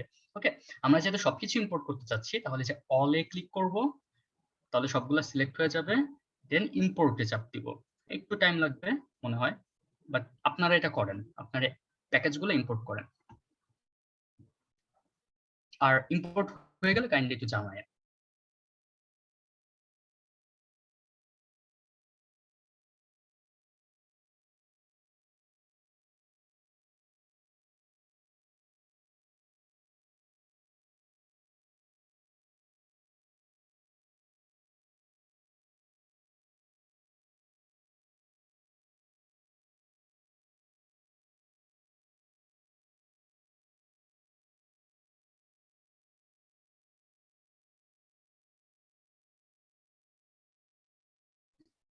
অলরাইট, অনেকেই মেসেজ দিচ্ছে যে তাদের ইম্পোর্ট করা শেষ। আমার মনে হয় সবার ইম্পোর্ট করা শেষ। এবার আমরা যেগুলো ইম্পোর্ট করলাম সেগুলো একটু দেখি যে এখানে কি কি আছে। ওকে, আপনি খেয়াল করলে দেখবেন আপনার অ্যাসেট ফোল্ডারের মধ্যে বেশ কিছু ফোল্ডার চলে আসছে। অডিওস নামে একটা ফোল্ডার আছে, এখানে যদি যান তাহলে কিছু অডিও পাবেন আপনি। ওকে, ফন্টের মধ্যে গেলে একটা ফন্ট পাবেন, এই ফন্টটা আমরা ইউজ করব। তারপর আদার স্প্রাইটের মধ্যে বেশ কিছু স্প্রাইট আছে, এগুলো আপনাদের জন্য দেয়া। আপনারা গেমসে মডিফিকেশন করতে চাইলে আপনারা এখান থেকে যে কোনো কিছু ইউজ করতে পারেন, বাট আমরা আদার স্প্রাইট গুলো এই গেমসে ইউজ করব না, এটা আপনাদের জন্য দেয়া। এরপর সিনস নামে একটা ফোল্ডার আছে, এই ফোল্ডারের মধ্যে আমরা নতুন নতুন সিন বানাবো এবং এখানে রাখবো। আমাদের স্প্রাইটস নামে একটা ফোল্ডার আছে, এই ফোল্ডারের মধ্যে আমাদের এই গেমস এর জন্য, এই প্রজেক্টের জন্য যে স্প্রাইট গুলো ইউজ করব সেগুলো রেখেছি। হ্যাঁ, এখান থেকে আমরা ইউজ করব। খেয়াল করে দেখেন এখানে ব্যাকগ্রাউন্ডের কিছু স্প্রাইট আছে, কালেক্টেবলস এর কিছু স্প্রাইট আছে, এনিমি, প্লেয়ার, টাইলস, হ্যাঁ অনেক ধরনের স্প্রাইট আছে। হ্যাঁ, কেউ কিছু বলবেন? আচ্ছা ভাই, ক্যামেরার সাইজটা কি ডিফল্ট থাকবে না ক্যামেরার সাইজটা সেটিং করতে হয়? আচ্ছা, আমরা সেটা পরে করি, আগে আমরা একসাথে করি। আচ্ছা, আপনাদের যদি অ্যাসেট গুলো ইম্পোর্ট হয়ে থাকে, আপনারা এখন যেটা করবেন স্প্রাইটে যাবেন। ওকে, স্প্রাইট ফোল্ডারে যাবেন। তারপর দেখবেন যে টাইলস নামে একটা ফোল্ডার আছে, এই টাইলসে ক্লিক করবেন, টাইলসে যাবেন। টাইলসে গেলে আপনারা দেখবেন যে টাইল প্যালেট নামে কিছু একটা আছে। হ্যাঁ, টাইল প্যালেটটা ডিলিট করে দেন, আমরা এটা নতুন করে বানাবো। তারপর দেখবেন টাইলস নামে একটা ফোল্ডার আছে, এইটাও আপনি ডিলিট করে দেন, এটাও আমরা নতুন করে বানাবো।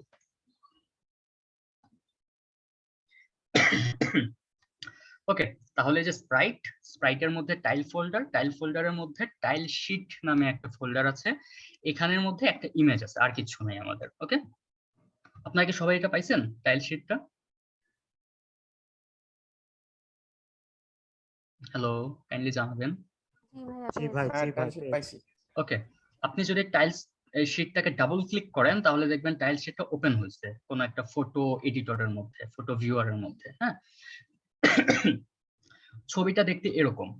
ছবিটা হচ্ছে ছবির একটা সাইজ আছে, ছবিটা অনেক বড়, এবং এই ছবির মধ্যে এরকম কিছু ছবি আছে, এরকম কিছু স্প্রাইট আছে।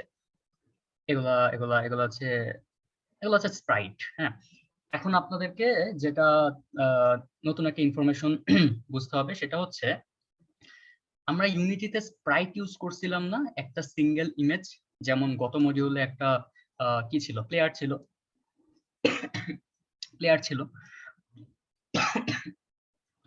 প্লেয়ারটা ছিল আমাদের একটা স্প্রাইট। ওকে, আর এইখানে আমাদের অনেকগুলা স্প্রাইট আছে একটা ইমেজের মধ্যে। ঠিক আছে, স্প্রাইট না বলে আমরা অ্যাকচুয়ালি এটাকে টাইল বলি, তাহলে ব্যাপারটা বুঝতে সুবিধা হবে। টাইল কেন বলতেছি সেটা একটু পরে বলতেছি, বাট এগুলাকে আপাতত মনে করেন যেগুলো হচ্ছে আমাদের একটা টাইল সেট, ওকে, বা টাইল শিট অথবা টাইল সেট। এবার আসেন টাইল জিনিসটা কি সেটা একটু ব্যাখ্যা করা যাক। আপনারা বাসা বাড়িতে টাইলস লাগান না? নিচে ফ্লোরের মধ্যে টাইলস গুলো কেমন থাকে? চারকোনা চারকোনা শেপের থাকে, তাই না? একটার পর একটা জোড়া দিয়ে দিয়ে আপনারা ফ্লোর বানান। আহ যাদের যাদের শখ খুব বেশি তারা ওয়ালের মধ্যেও টাইলস লাগায়, তাই না? তো এটাই আর কি। টাইলস হচ্ছে চারকোনা চারকোনা কিছু বস্তু যাদেরকে জোড়া দিয়ে দিয়ে আমরা ফ্লোর বানাই বা আমাদের হাঁটা চলা করার জায়গা বানাই, ওয়াল বানাই, তাই না? ইউনিটিতেও টাইলের কনসেপ্টটা সেম। আপনি টাইল বলতে সেটাই বুঝবেন যেখানে আমরা এই যে যেটা দিয়ে আমরা প্ল্যাটফর্ম বানাতে পারি, ঠিক আছে, সোজা কথায়। আর প্ল্যাটফর্ম বানাতে চাইলে আমরা যে টাইল সেট ইউজ করব। টাইল সেটের বিশেষত্ব হচ্ছে টাইল সেট গুলা দেখতে, টাইল সেটের মধ্যে এমন কিছু স্প্রাইট থাকে যেগুলো আপনি ইউজ করে খুব সহজেই প্ল্যাটফর্ম বানাতে পারবেন। যেমন খেয়াল করেন, আপনি এখান থেকে কোনটা নিলে বেটার হয়, এটা খেয়াল করেন, এই যে এটা মাউস যেখানে আছে এতটুকু অংশ মনে করেন এটা একটা টাইলস, হ্যাঁ। আপনি যদি এই অংশটুকু নিয়ে একটার পর একটা জোড়া লাগান তাহলে এই রকম শেপের লম্বা একটা ফ্লোর তৈরি হবে না? হবে। আপনি যদি চান এই ফ্লোরটা এরকম চারকোনা বক্স বানাবে তাহলে কি করতে হবে? এই টাইলের সাথে এই টাইল জোড়া লাগাতে হবে, এই টাইলের নিচে এই টাইল জোড়া লাগাতে হবে, এই টাইলের নিচে এই টাইল জোড়া লাগাতে হবে। এরকম করে করে বিভিন্ন শেপ জোড়া লাগায় লাগায় আপনাদেরকে এরকম শেপ দিতে হবে, তাই না? সো এই যে এক একটা ঘর, ছোট ছোট যে ভাঙ্গা ভাঙ্গা অংশ দেখা যাচ্ছে, দাগ দাগ দেখা যাচ্ছে, এইটাকে মনে করেন এক একটা টাইল, ওকে? এগুলো হচ্ছে এক একটা টাইল। আর টোটাল যে সেটটা এটাকে বলা হয় টাইল সেট। এবার আসেন আমরা ইউনিটিতে ফিরে যাই, ক্যান্সেল করে দিয়ে আমরা ইউনিটিতে চলে আসলাম। এই যে টাইল শিটটা, এটা আপনাদের সুবিধার জন্য আমি অলরেডি স্লাইস করে দিয়েছি। আপনি যদি এই টাইল শিটটা সিলেক্ট করেন, ইন্সপেক্টরে যান, ইন্সপেক্টরে গেলে এই যে স্প্রাইট এডিটর টাইপের একটা অপশন পাবেন। স্প্রাইট এডিটরে যদি ক্লিক করেন তাহলে দেখবেন এরকম চারকোনা চারকোনা ঘর করা, দেখছেন? এইটা একটা হচ্ছে আমাদের টাইল, এটা হচ্ছে আমাদের একটা টাইল, এটা একটা টাইল, এটা একটা টাইল। এই চারকোনা চারকোনা যে ঘর, এগুলো হচ্ছে আমার এক একটা টাইল। শুরুতে কিন্তু এগুলো এরকম ছিল না। শুরুতে কি ছিল? শুরুতে যে এরকম আহ শুরুতে শুরুতে এরকম ছিল যে স্প্রাইট মোড সিঙ্গেল ছিল, ওকে? শুরুতে এরকম ছিল। এইটাটা কোত্থেকে বের করলেন? কোনটা? টাইপ এডিটরটা। স্প্রাইট এডিটরটা এই আবার করি। আপনি টাইল শিটের মধ্যে এই ইমেজটাতে ক্লিক করেন, ক্লিক করলে ইন্সপেক্টরে এই যে স্প্রাইট এডিটর পাবেন। আচ্ছা ঠিক আছে। এটা ক্লিক করলে আপনার এটা ওপেন হয়ে যাবে। শুরুতে আমাদের ইমেজটা এরকম ছিল, কোনো চারকোনা গ্রিড ছিল না। বাট আমরা জানি, আমরা আমাদের অ্যাসেট, আমাদের যেই এই স্প্রাইট শিটটা বানাইছে তাকে আমরা বলে দিয়েছিলাম যে তুমি 16x16 পিক্সেলের এক একটা ঘর নিবা এবং ওই 16x16 পিক্সেলের রেজুলেশনের ঘরের মধ্যে একটা টাইল বানাবা, এটা আমরা তাকে বলে দিয়েছিলাম, হ্যাঁ। যার কারণে সে এরকম একটা ইমেজ বানাইছে যে ইমেজের এক একটা টাইল হচ্ছে 16x16 পিক্সেল। তো এখন এগুলাকে তো ভাগ করতে হবে, তাই না? স্লাইস করতে হবে। স্লাইস করব কিভাবে? এই ইমেজটা সিলেক্ট করব, স্প্রাইটটা সিলেক্ট করলে স্প্রাইট মোড এখানে দেখবেন সিঙ্গেল লেখা, হ্যাঁ। সিঙ্গেলকে আপনি মাল্টিপল করে দিবেন, তাহলে এখানে অনেকগুলো স্প্রাইট আপনি স্লাইস করার অপশন পাবেন। এরপর আপনাকে বলে দিতে হবে যে আপনার পিক্সেলের কতটুকু, একটা পিক্সেলের সাইজ কত, এক ইউনিটে কত পিক্সেলের স্প্রাইট থাকবে, ঠিক আছে? আমরা যেহেতু আমাদের আর্টিস্টকে বলে দিয়েছিলাম যে তুমি 16x16 পিক্সেলের একটা স্প্রাইট টাইল বানাবা, সেটা আমরা জানি যে আমাদের ইউনিটিতে এক ইউনিটে যদি আমরা একটা টাইল বসাইতে চাই সেই টাইলটা হবে কত? 16x16 পিক্সেলের। তাহলে আমরা এখানে 16 লিখলাম।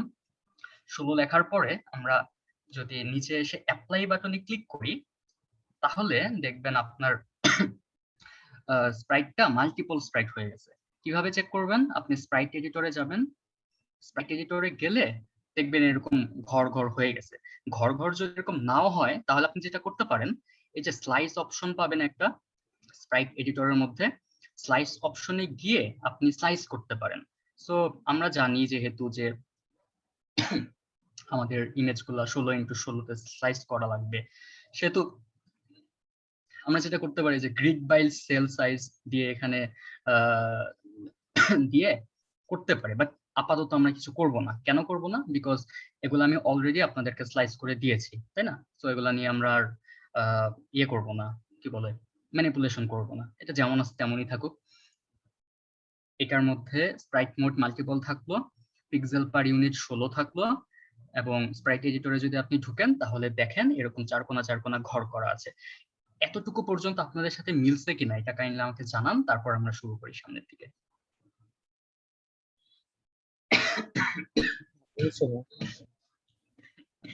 সরি। আচ্ছা, এখন আমরা যেটা করব, কেটে দেই। কেটে দিয়ে আমরা একটা জোস কাজ করব, আমরা আমাদের প্রথম ওয়ার্ল্ড বানানো শুরু করব। সো আপনি যদি এই যে টাইল শিটটাকে সিলেক্ট করেন, টাইল শিটের পাশে যেরকম প্লে বাটনের মতো কিছু একটা দেখতে পাবেন। এটা যদি ক্লিক করেন তাহলে দেখবেন আপনার প্রত্যেকটা টাইল যে 4 কোণা ঘর ছিল সেগুলা প্রত্যেকটা দেখাচ্ছে। প্রত্যেকটা ঘর এখানে আলাদা আলাদা হয়ে গেছে। আপনি যদি এখন চান যে লম্বা একটা ফ্লোর বানাতে, আপনি এই যে ওপেন করে 2 নাম্বার যে স্প্রাইটটা আছে এটা ড্র্যাগ করে ইউনিটি সিনের মধ্যে নিয়ে আসতে পারেন। চলে আসলো। এরপর আপনি যেটা করতে পারেন, আরেকটা নিতে পারেন, আরেকটা নিয়ে এটা ঠিক পাশে রাখতে পারেন, আরেকটা নিতে পারেন, নিয়ে এটা ঠিক পাশে রাখতে পারেন। হ্যাঁ, এইভাবে করে করে আপনি আপনার ওয়ার্ল্ড বানাইতে পারেন। ঠিক আছে? আপনি যদি চান সাইড কর্নার একটা বানাইতে, তাহলে আপনি এই যে এই কর্নারের স্প্রাইটটা সিলেক্ট করলেন, এখানে অ্যাটাচ করলেন। হ্যাঁ, এইভাবে করে করে আপনি হচ্ছে আপনার ওয়ার্ল্ড বানাতে পারেন। এরকম করে ওয়ার্ল্ড বানানোর চিন্তা কয়জন করছেন ইতিমধ্যে আমাকে একটু বলেন তো। হ্যাঁ, ওয়ার্ল্ড বানাতে হলে তো এমনি বানাবো, তাই না? আর কোনো কি উপায় আছে? জি ভাই, হ্যাঁ আমি আগে কাজও করছি। আচ্ছা আচ্ছা আচ্ছা, ঠিক আছে, তাহলে আমরা আপনার কাছ থেকে না শুনি।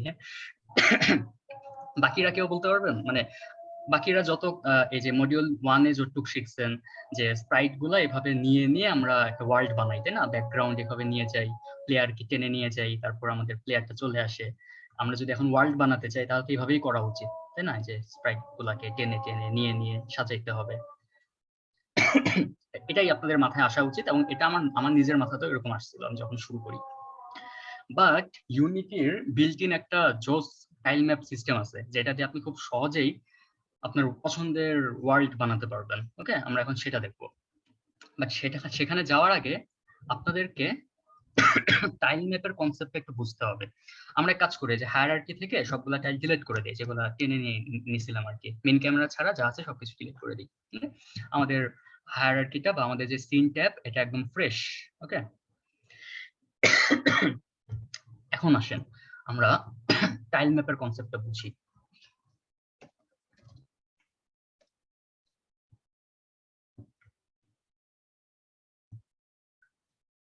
আপনারা ছোটবেলা আঁকাকি করছেন? কারা কারা আঁকাকি করতেন বা আঁকাকি এখনো করেন? কাইন্ডলি একটু হ্যান্ড রেজ করেন তো, একটু দেখি কারা কারা আঁকাকি করেন।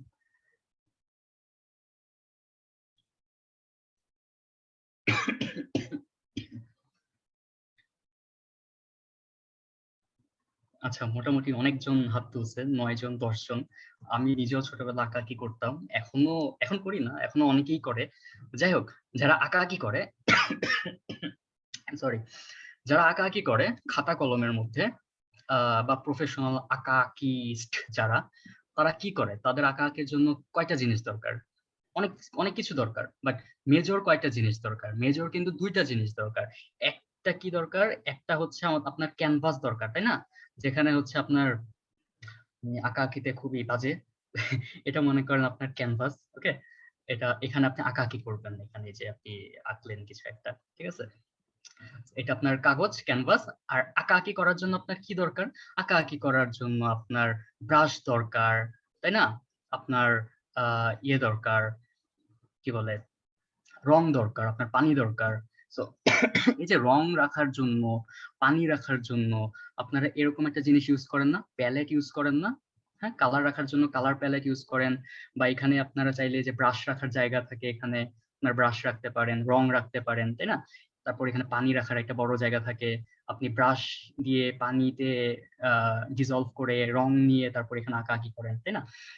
এই সেম কনসেপ্টটা আমরা হচ্ছে ইউনিটির টাইল ম্যাপের ক্ষেত্রে ইউজ করি। আপনাদের ইউনিটির যে ক্যামেরাটা থাকে, ইউনিটির যে সিন ট্যাবটা থাকে, ওইটাকে ধরে নেন আপনার ক্যানভাস, ওকে? আর যেই প্যালেটটার মধ্যে আমাদের আঁকাআঁকি করার জন্য প্রয়োজনীয় জিনিসপত্র থাকবে, ওই জিনিসগুলোকে বলা হয় কি? প্যালেট, তাই না?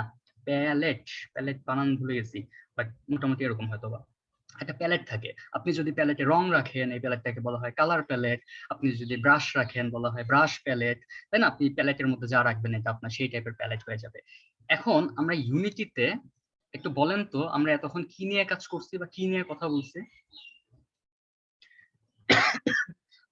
আমরা ইউনিটিতে এতক্ষণ টাইল নিয়ে কথা বলছি, তাই না? এই যে এগুলো হচ্ছে টাইল সেট নিয়ে কথা বলছি। তাহলে আমরা যদি টাইল, আমাদের কাছে আমরা একটা ওয়ার্ল্ড বানাবো টাইল গুলা ইউজ করে, তাহলে আমাদের কি লাগবে? আমাদের একটা টাইল প্যালেট লাগবে, যেখানে আমাদের এই টাইল গুলা থাকবে আমাদের রঙের মতো। হ্যাঁ, এগুলা হচ্ছে রঙের মতো ইউজ করব। আর এই যে সিনটা আছে, এটা হচ্ছে আমাদের ক্যানভাস, এখানে আমরা টাইল প্যালেট ইউজ করে ড্র করব। ওকে, তো আমরা হচ্ছে দেরি না করে আমরা কাজ শুরু করি। আপনি যদি টাইল নিয়ে কাজ করতে চান, প্রথমে আপনাকে হায়ারার্কিতে টাইল ম্যাপ ইনক্লুড করতে হবে। টাইল ম্যাপ কোথায় পাবেন?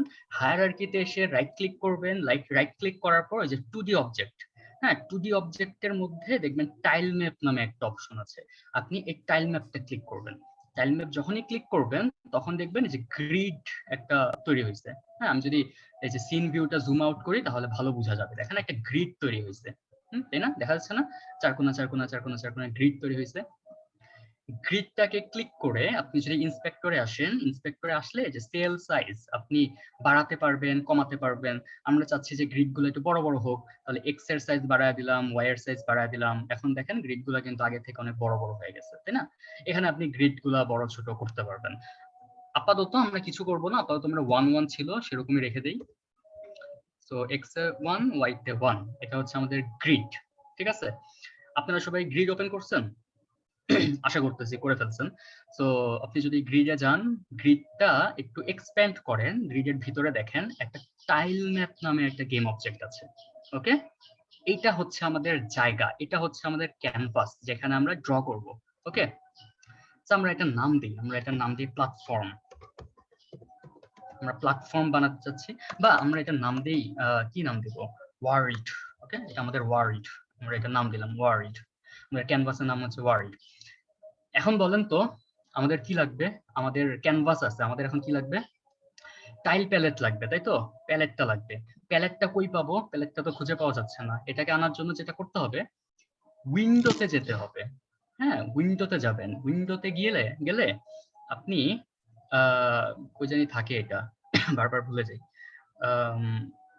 দেখতে হবে। হ্যাঁ, 2D উইন্ডোতে যাবেন, 2D তে যাবেন। 2D তে যাওয়ার পর দেখবেন টাইল প্যালেট নামে একটা অপশন আছে।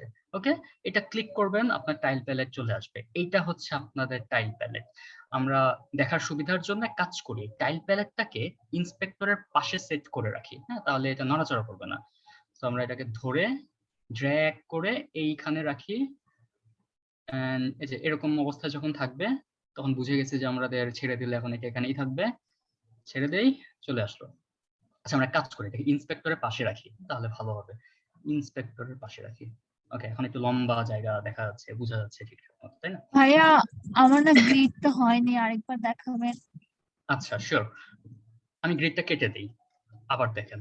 হায়ারার্কিতে আসবেন, হায়ারার্কিতে রাইট ক্লিক করবেন। রাইট ক্লিক করার পর যে 2D অবজেক্ট, হ্যাঁ 2D অবজেক্টে দেখবেন টাইল ম্যাপ। ওকে, টাইল ম্যাপে ক্লিক করলে আপনার গ্রিড চলে আসবে। ঠিক আছে, গ্রিডে ক্লিক করবেন, দেখবেন যে গ্রিড দেখা যাচ্ছে। গ্রিডের যে চাইল্ড আছে সেটার নাম আমরা চেঞ্জ করে রেখে দিলাম ওয়ার্ল্ড। এতটুকু পর্যন্ত কি সবার হয়েছে? এই যে গ্রিড বানানো, তারপরে যে টাইল প্যালেটটাকে ইনক্লুড করা, এতটুকু হয়েছে কি সবার? টাইল প্যালেটটা একটু মিস করে নিচ্ছি। আচ্ছা, টাইল প্যালেটটা যেটা করবেন, উইন্ডোতে যাবেন। উইন্ডোতে গিয়ে এখানে 2D তে গিয়ে টাইল প্যালেট ক্লিক করলে আপনার যে টাইল প্যালেট চলে আসবে, কোন এক জায়গায় চলে আসবে। তারপর এটাকে টেনে এনে এখানে আপনি যেখানে ইচ্ছা আপনার সেখানে রাখতে পারেন।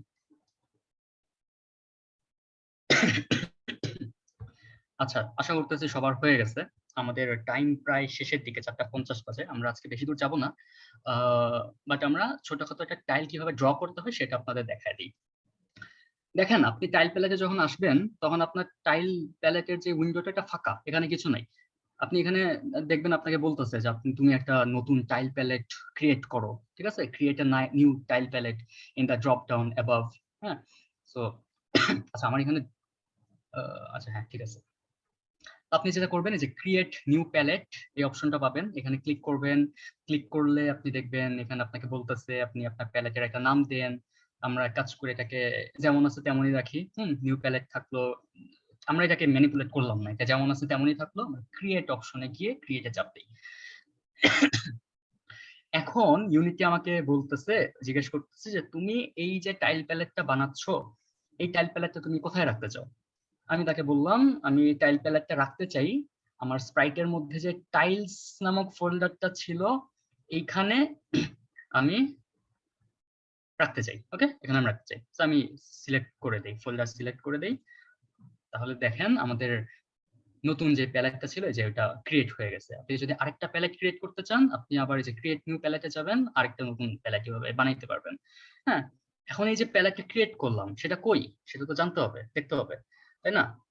আমরা যদি এই যে স্প্রাইটে যাই, স্প্রাইটে গিয়ে টাইল ফোল্ডারে যাই, তাহলে দেখবেন এই যে পিফ্যাপটা আপনি যেটা একদম শুরুর দিকে ডিলিট করে দিয়েছিলেন সেটা এখানে আবার চলে আসছে। এটাই হচ্ছে আপনার টাইল প্যালেট, ঠিক আছে?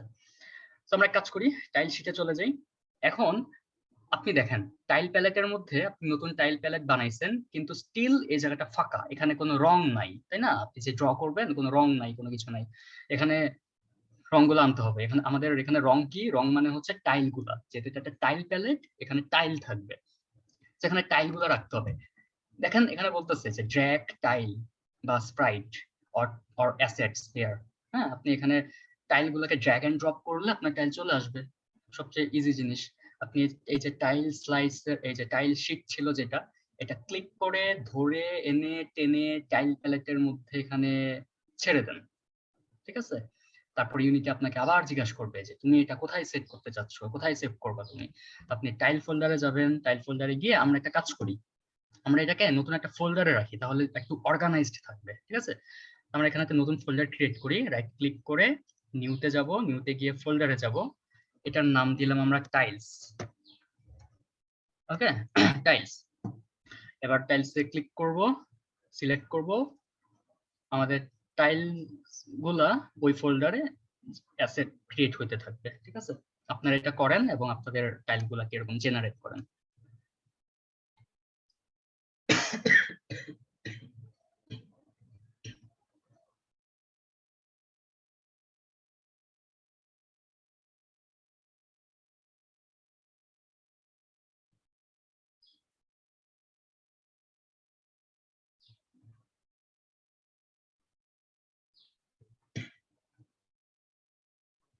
আচ্ছা, আপনাদের সবার কি এখানে টাইল গুলো চলে আসছে? আসলে একটু জানাইন। জি ভাই। ওকে, এখন দেখেন ওই যে টাইল শীট গুলো আমরা দেখছিলাম না, ওই জিনিসটা কিন্তু এখানে চলে আসছে। মজার ব্যাপার হচ্ছে প্রত্যেকটা কিন্তু ছোট ছোট গ্রিড আকারে আছে, তাই না? আপনি যেখানে সিলেক্ট করলে দেখতে পারবেন এটা একটা টাইল, এটা একটা টাইল, এভাবে আপনি ইন্ডিভিজুয়ালি টাইল সিলেক্ট করতে পারতেছেন। হ্যাঁ, খুব মজার একটা জিনিস। এখন আপনার কি দরকার, এই টাইলগুলা যদি আপনি আপনার ক্যানভাসে ড্র করতে চান, আপনি যদি এই রংগুলাকে ক্যানভাসে নিয়ে আঁকতে চান, আপনার একটা ব্রাশ দরকার, তাই না? আপনি টাইল প্যালেটে দেখবেন এখানে অনেকগুলা টুল আছে, আপনি এখান থেকে ব্রাশ টুলটা সিলেক্ট করবেন, বা আপনি যদি এমনি ক্লিক করেন কোন এক জায়গায় দেখবেন অটোমেটিক ব্রাশ টুল সিলেক্ট হয়ে গেছে, ঠিক আছে? আমরা এইটা সিলেক্ট করি, যে এইটা, এটা সিলেক্ট করলাম। করার পর আপনি সিনের মধ্যে আসবেন, সিন ট্যাবে এসে সিন ট্যাবে আসলে দেখবেন এই যে এরকম দেখা যাচ্ছে, এটা ছিল আমার ক্যামেরা, তাই না? এই যে চার কোণা বাউন্ডারি, এটা ছিল আমার ক্যামেরা। আমরা কাজ করি ক্যামেরার মধ্যে ছোট করে একটু আঁকাকি করার চেষ্টা করি। আপনি সিলেক্ট করলেন, এই যে ব্রাশ সিলেক্ট হইলো, এখানে এসে আপনি মাউস ক্লিক করে টানাটানি করবেন, আঁকাকি করবেন, দেখবেন এই ইমেজটা সব জায়গায় ইয়ে হয়ে যাচ্ছে, চলে আসতেছে। আমি যে ক্লিক করলাম, এখানে চলে আসলো, আবার এখানে এসে ক্লিক করি, আবার এখানে চলে আসলাম, এখানে ক্লিক করি, এখানে চলে আসলো। আমি ক্লিক করে ধরে টানাটানি করি, যতটুকু পর্যন্ত টানবো ততটুকু পর্যন্ত হইতে থাকবে। দেখছেন আপনার কষ্টগুলা কত সহজ করে দিল ইউনিটি। আপনার যে ধরে ধরে এক একটা আর নিয়ে আসা লাগতেছে না, আপনি এভাবে ক্লিক করলে টাইলগুলো চলে আসতেছে। এবার যদি আপনি গেম ট্যাবে যান, তাহলে দেখবেন আপনার টাইলগুলো দেখা যাচ্ছে। ঠিক আছে, ব্যাপারটা জোস না? আপনার টাইলগুলো এখানে চলে আসলো। আপনারা এক কাজ করেন, ছোট করে এরকম একটু আঁকাআঁকি করেন।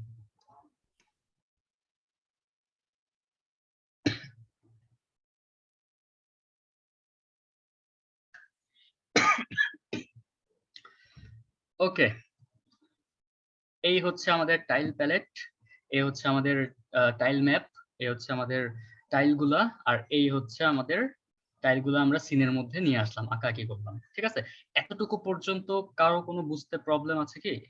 একটু জানান।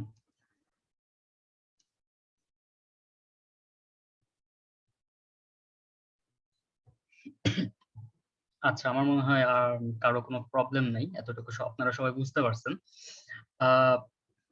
আজকে আমরা এক কাজ করি, এখানেই স্টপ করি, এখানেই হল্ট করি। আচ্ছা ভাই, আমার একটা হুম। প্রশ্ন ছিল যে দেখেন আপনি যে টাইলগুলোর মধ্যে ঢাললেন, এগুলোর মধ্যে ব্লু ব্যাকগ্রাউন্ড আছে, এগুলা প্রবলেম করবে না? কেমন প্রবলেম করবে? মানে যখন অন্য কিছুর সাথে মিলাইতে যাব, এই ব্লু ব্যাকগ্রাউন্ডটা এটা কি ট্রান্সপারেন্ট হইলে ভালো হইতো নাকি? আচ্ছা, কোনটা? এই যে এগুলো বলতেছেন নিচের হ্যাঁ গুলা? হ্যাঁ হ্যাঁ হ্যাঁ। আচ্ছা, না, এগুলো হচ্ছে অন পারপাসে করা। যেমন আমি আপনাদেরকে দেখাই, দাঁড়ান, এখানে দেখাই। আমি ধরেন এরকম একটা ওয়ার্ল্ড বানাচ্ছি।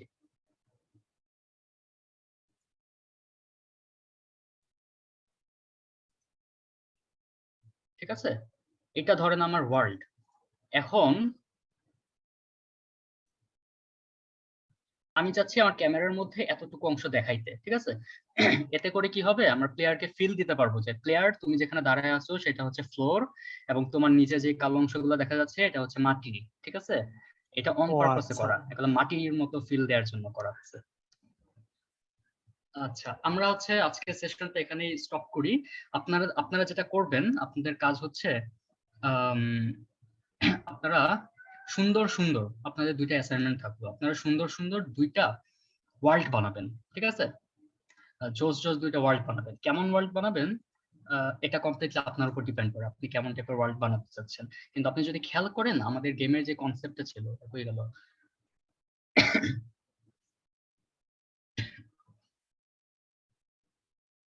ই অ্যাসেট গুলা ইউজ করে? হ্যাঁ, আপনাদেরকে তো প্যাকেজ গুলো দিয়ে দিলাম, এগুলা ইউজ করে হ্যাঁ। আপনি করতে পারেন, বা এগুলাই ইউজ করেন আপাতত। ঠিক আছে, তাহলে ইয়ে হবে, সিঙ্ক্রোনাইজেশনটা থাকবে। আচ্ছা, আমার পাওয়ার পয়েন্ট ওপেন হচ্ছে, একটু টাইম লাগবে।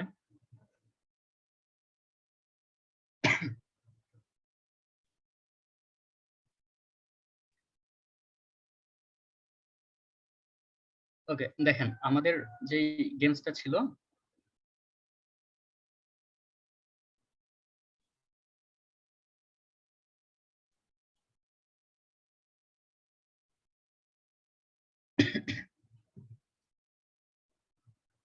ঝামেলা করতেছে।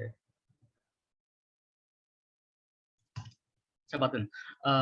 আপনারা তো শুরুতে গেমস এর কনসেপ্টটা দেখছেন, তাই না? ওটা দেখতে যেরকম ছিল, আপনি এক কাজ করেন, আপনি আপনার নিজের মতো করে দুইটা ওয়ার্ল্ড বানান বা একটা ওয়ার্ল্ড বানান আপাতত। এটা থাকলো আপনাদের অ্যাসাইনমেন্ট। কালকের মধ্যে এটা আপনারা করার চেষ্টা করেন। এটা করতে তো খুব বেশি প্যারা লাগবে না, তাই না? এই যে আপনারা ধরবেন, ধরে ধরে হচ্ছে আপনাদের মন মতো আপনার ওয়ার্ল্ড বানাবেন। ঠিক আছে, আপনাদের যেটা দিতে মন চায়, আপনারা ধরলেন সবুজটা বানাবেন, তাহলে যে সবুজগুলা দিলেন। হ্যাঁ, আপনারা এই যে এরকম করলেন, এরকম করে করে দিলেন। তারপর মন চাইলো আপনাদের আরেকটা এরকম দিতে, আপনারা দিলেন, এখানে আঁকাআঁকি করলেন। ঠিক আছে, আপনাদের যেটা মন চায়, আপনি যে ডিলিট করতে চান, মুছতে চান কিছু, আপনি যে টুলের মধ্যে আসলে ইরেজর টুল পাবেন, ইরেজর সিলেক্ট করে আপনি যে মুছতেও পারবেন। ঠিক আছে, আপনার আননেসেসারি অংশগুলো মুছতে পারবেন। ঠিক আছে, আপনি ব্রাশ দিয়ে সিলেক্ট করে ড্র করতে পারবেন, রাবার দিয়ে সিলেক্ট করে আপনি যে মুছতে পারবেন। ঠিক আছে, আমরা খাতা কলমে যেভাবে আঁকাআঁকি করি, একদম সেম কনসেপ্ট। এই তো, এই ছিল আজকের সেশন। আজকে আর আগাবো না, আমরা হ্যাঁ, নেক্সট ড্রপার টুল দিয়ে কি টাইল গুলোর কালার চেঞ্জ করা যাবে? এটা হ্যাঁ। না, ড্রপার টুলটা হচ্ছে কি, আপনি ধরেন এই টাইলটাতে আঁকাআঁকি করতেছেন। ঠিক আছে, এখন আপনার ধরেন যে মাটির নিচে কিছু একটা টাইল দেয়া লাগবে, আপনি আপনি খুব লেজি পারসন, আপনি চাচ্ছেন না এখানে গিয়ে আবার সিলেক্ট করতে। ঠিক আছে, আপনি যেটা করতে পারেন, এই যে মার্কি টুলটা দিতে পারেন, বা কি বলে এটা, মার্কি টুলে গিয়ে ধরেন আপনি এইটা সিলেক্ট করতে যাচ্ছেন, ক্লিক করলেন, আপনার ব্রাশের মধ্যে এটা চলে আসবে। ঠিক আছে, আপনি তখন এটা আবার ড্র করবেন, এই আর কি। ও আচ্ছা। আচ্ছা, ওকে, আজকের এতটুকু পর্যন্ত কারো কোনো কোয়েশ্চেন থাকলে করতে পারেন, আর না করলে আমরা আজকে তাহলে শেষ করি।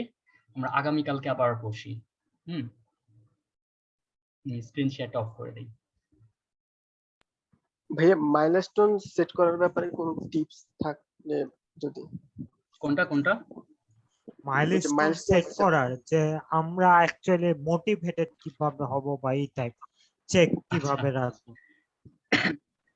যে এই কাজগুলাই শেষ করব, এই এই এই জিনিসটা এটা ডিপেন্ড করে। এটা হচ্ছে আপনি কিভাবে নিজেকে সেলফ মোটিভেটেড করবেন সেটা তো আমি বলতে পারি না। যেমন ধরেন আমার ক্ষেত্রে কি হয়, আমার ক্ষেত্রে যখন আমি হতাশ হয়ে যাই তখন হয়তো নিজেকে বুঝাই যে ইট মে সাউন্ড ক্রেজি, বাট আমি হয়তো নিজেকে বুঝাই, দেখো শান্ত, তুমি তোমার লাইফে অনেক টাইম নষ্ট করছো, তুমি জীবনে কিছু করতে পারো না, অ্যাটলিস্ট একটা ভালো একটা গেমস বানাও পাবলিশ করার মতো, মানুষজন যদি দেখতে পারে, ঠিক আছে? এই আর কি। বা আপনি নিজেকে ছোটখাটো ট্রিট করলেন, ট্রিট দিলেন যে তুমি খুব ভালো কাজ করছো, সাবাস, নেক্সট কাজ আরো ভালো মতো করবা। এই সেলফ মোটিভেশন, এটা এমন কোনো জিনিস না যে কোনো মোটিভেশনাল স্পিকার এসে আপনাকে কিছু বলতে পারবে না বা আপনি মোটিভেশন হয়ে যাবেন, এরকম এমনটা হয় না অ্যাকচুয়ালি। এই তো। আজকের ক্লাসে ফার্স্টের দিকে যে জিডি দিয়েছিলেন ওটা কি আবার দিবেন না আমাদেরকে? ওইটা সফট কপি আমি কোথায় দেব? আমি আমার তো আপলোড করা নাই। ভাইয়া ওই যে আমাদের যে ড্রাইভের লিংকটা দিয়েছিলেন না, জাস্ট মানে পুরো হ্যাঁ, হ্যাঁ, কোর্সের হ্যাঁ, ওইখানে হ্যাঁ। আপলোড দিয়ে দিবেন। ওইখানে, হ্যাঁ, আমি ওখানে আপলোড করে দিব। হ্যাঁ, ভালো আইডিয়া। ওকে, আপনারা কাইন্ডলি ওয়ার্ল্ড গুলা বানায়েন, ঠিক আছে? বানায় আসেন কালকে। তারপর হচ্ছে কালকে আমরা প্লেয়ার কন্ট্রোল করা দেখবো, এন্ড রিয়েল ওয়ার্ল্ডে যেরকম ফিজিক্যাল কাজকর্মগুলো হয়, ফিজিক্স অ্যাপ্লাই করা হয়, এই সে হ্যান ত্যান হাবিজাবি, এগুলো দেখবো। ওকে, তো এতো আজকের সেশন এখানেই শেষ করি তাহলে। মুনেম ভাই শেষ করে ফেলি তাহলে। এগুলো কি নিছো? তালহা তারিক মনে হয় হ্যান্ড রেজ করেছে, কাজী। ও হ্যাঁ, কারো কোনো কোয়েশ্চেন? তালহা তারিক, আপনি হ্যান্ড রেজ করেছেন।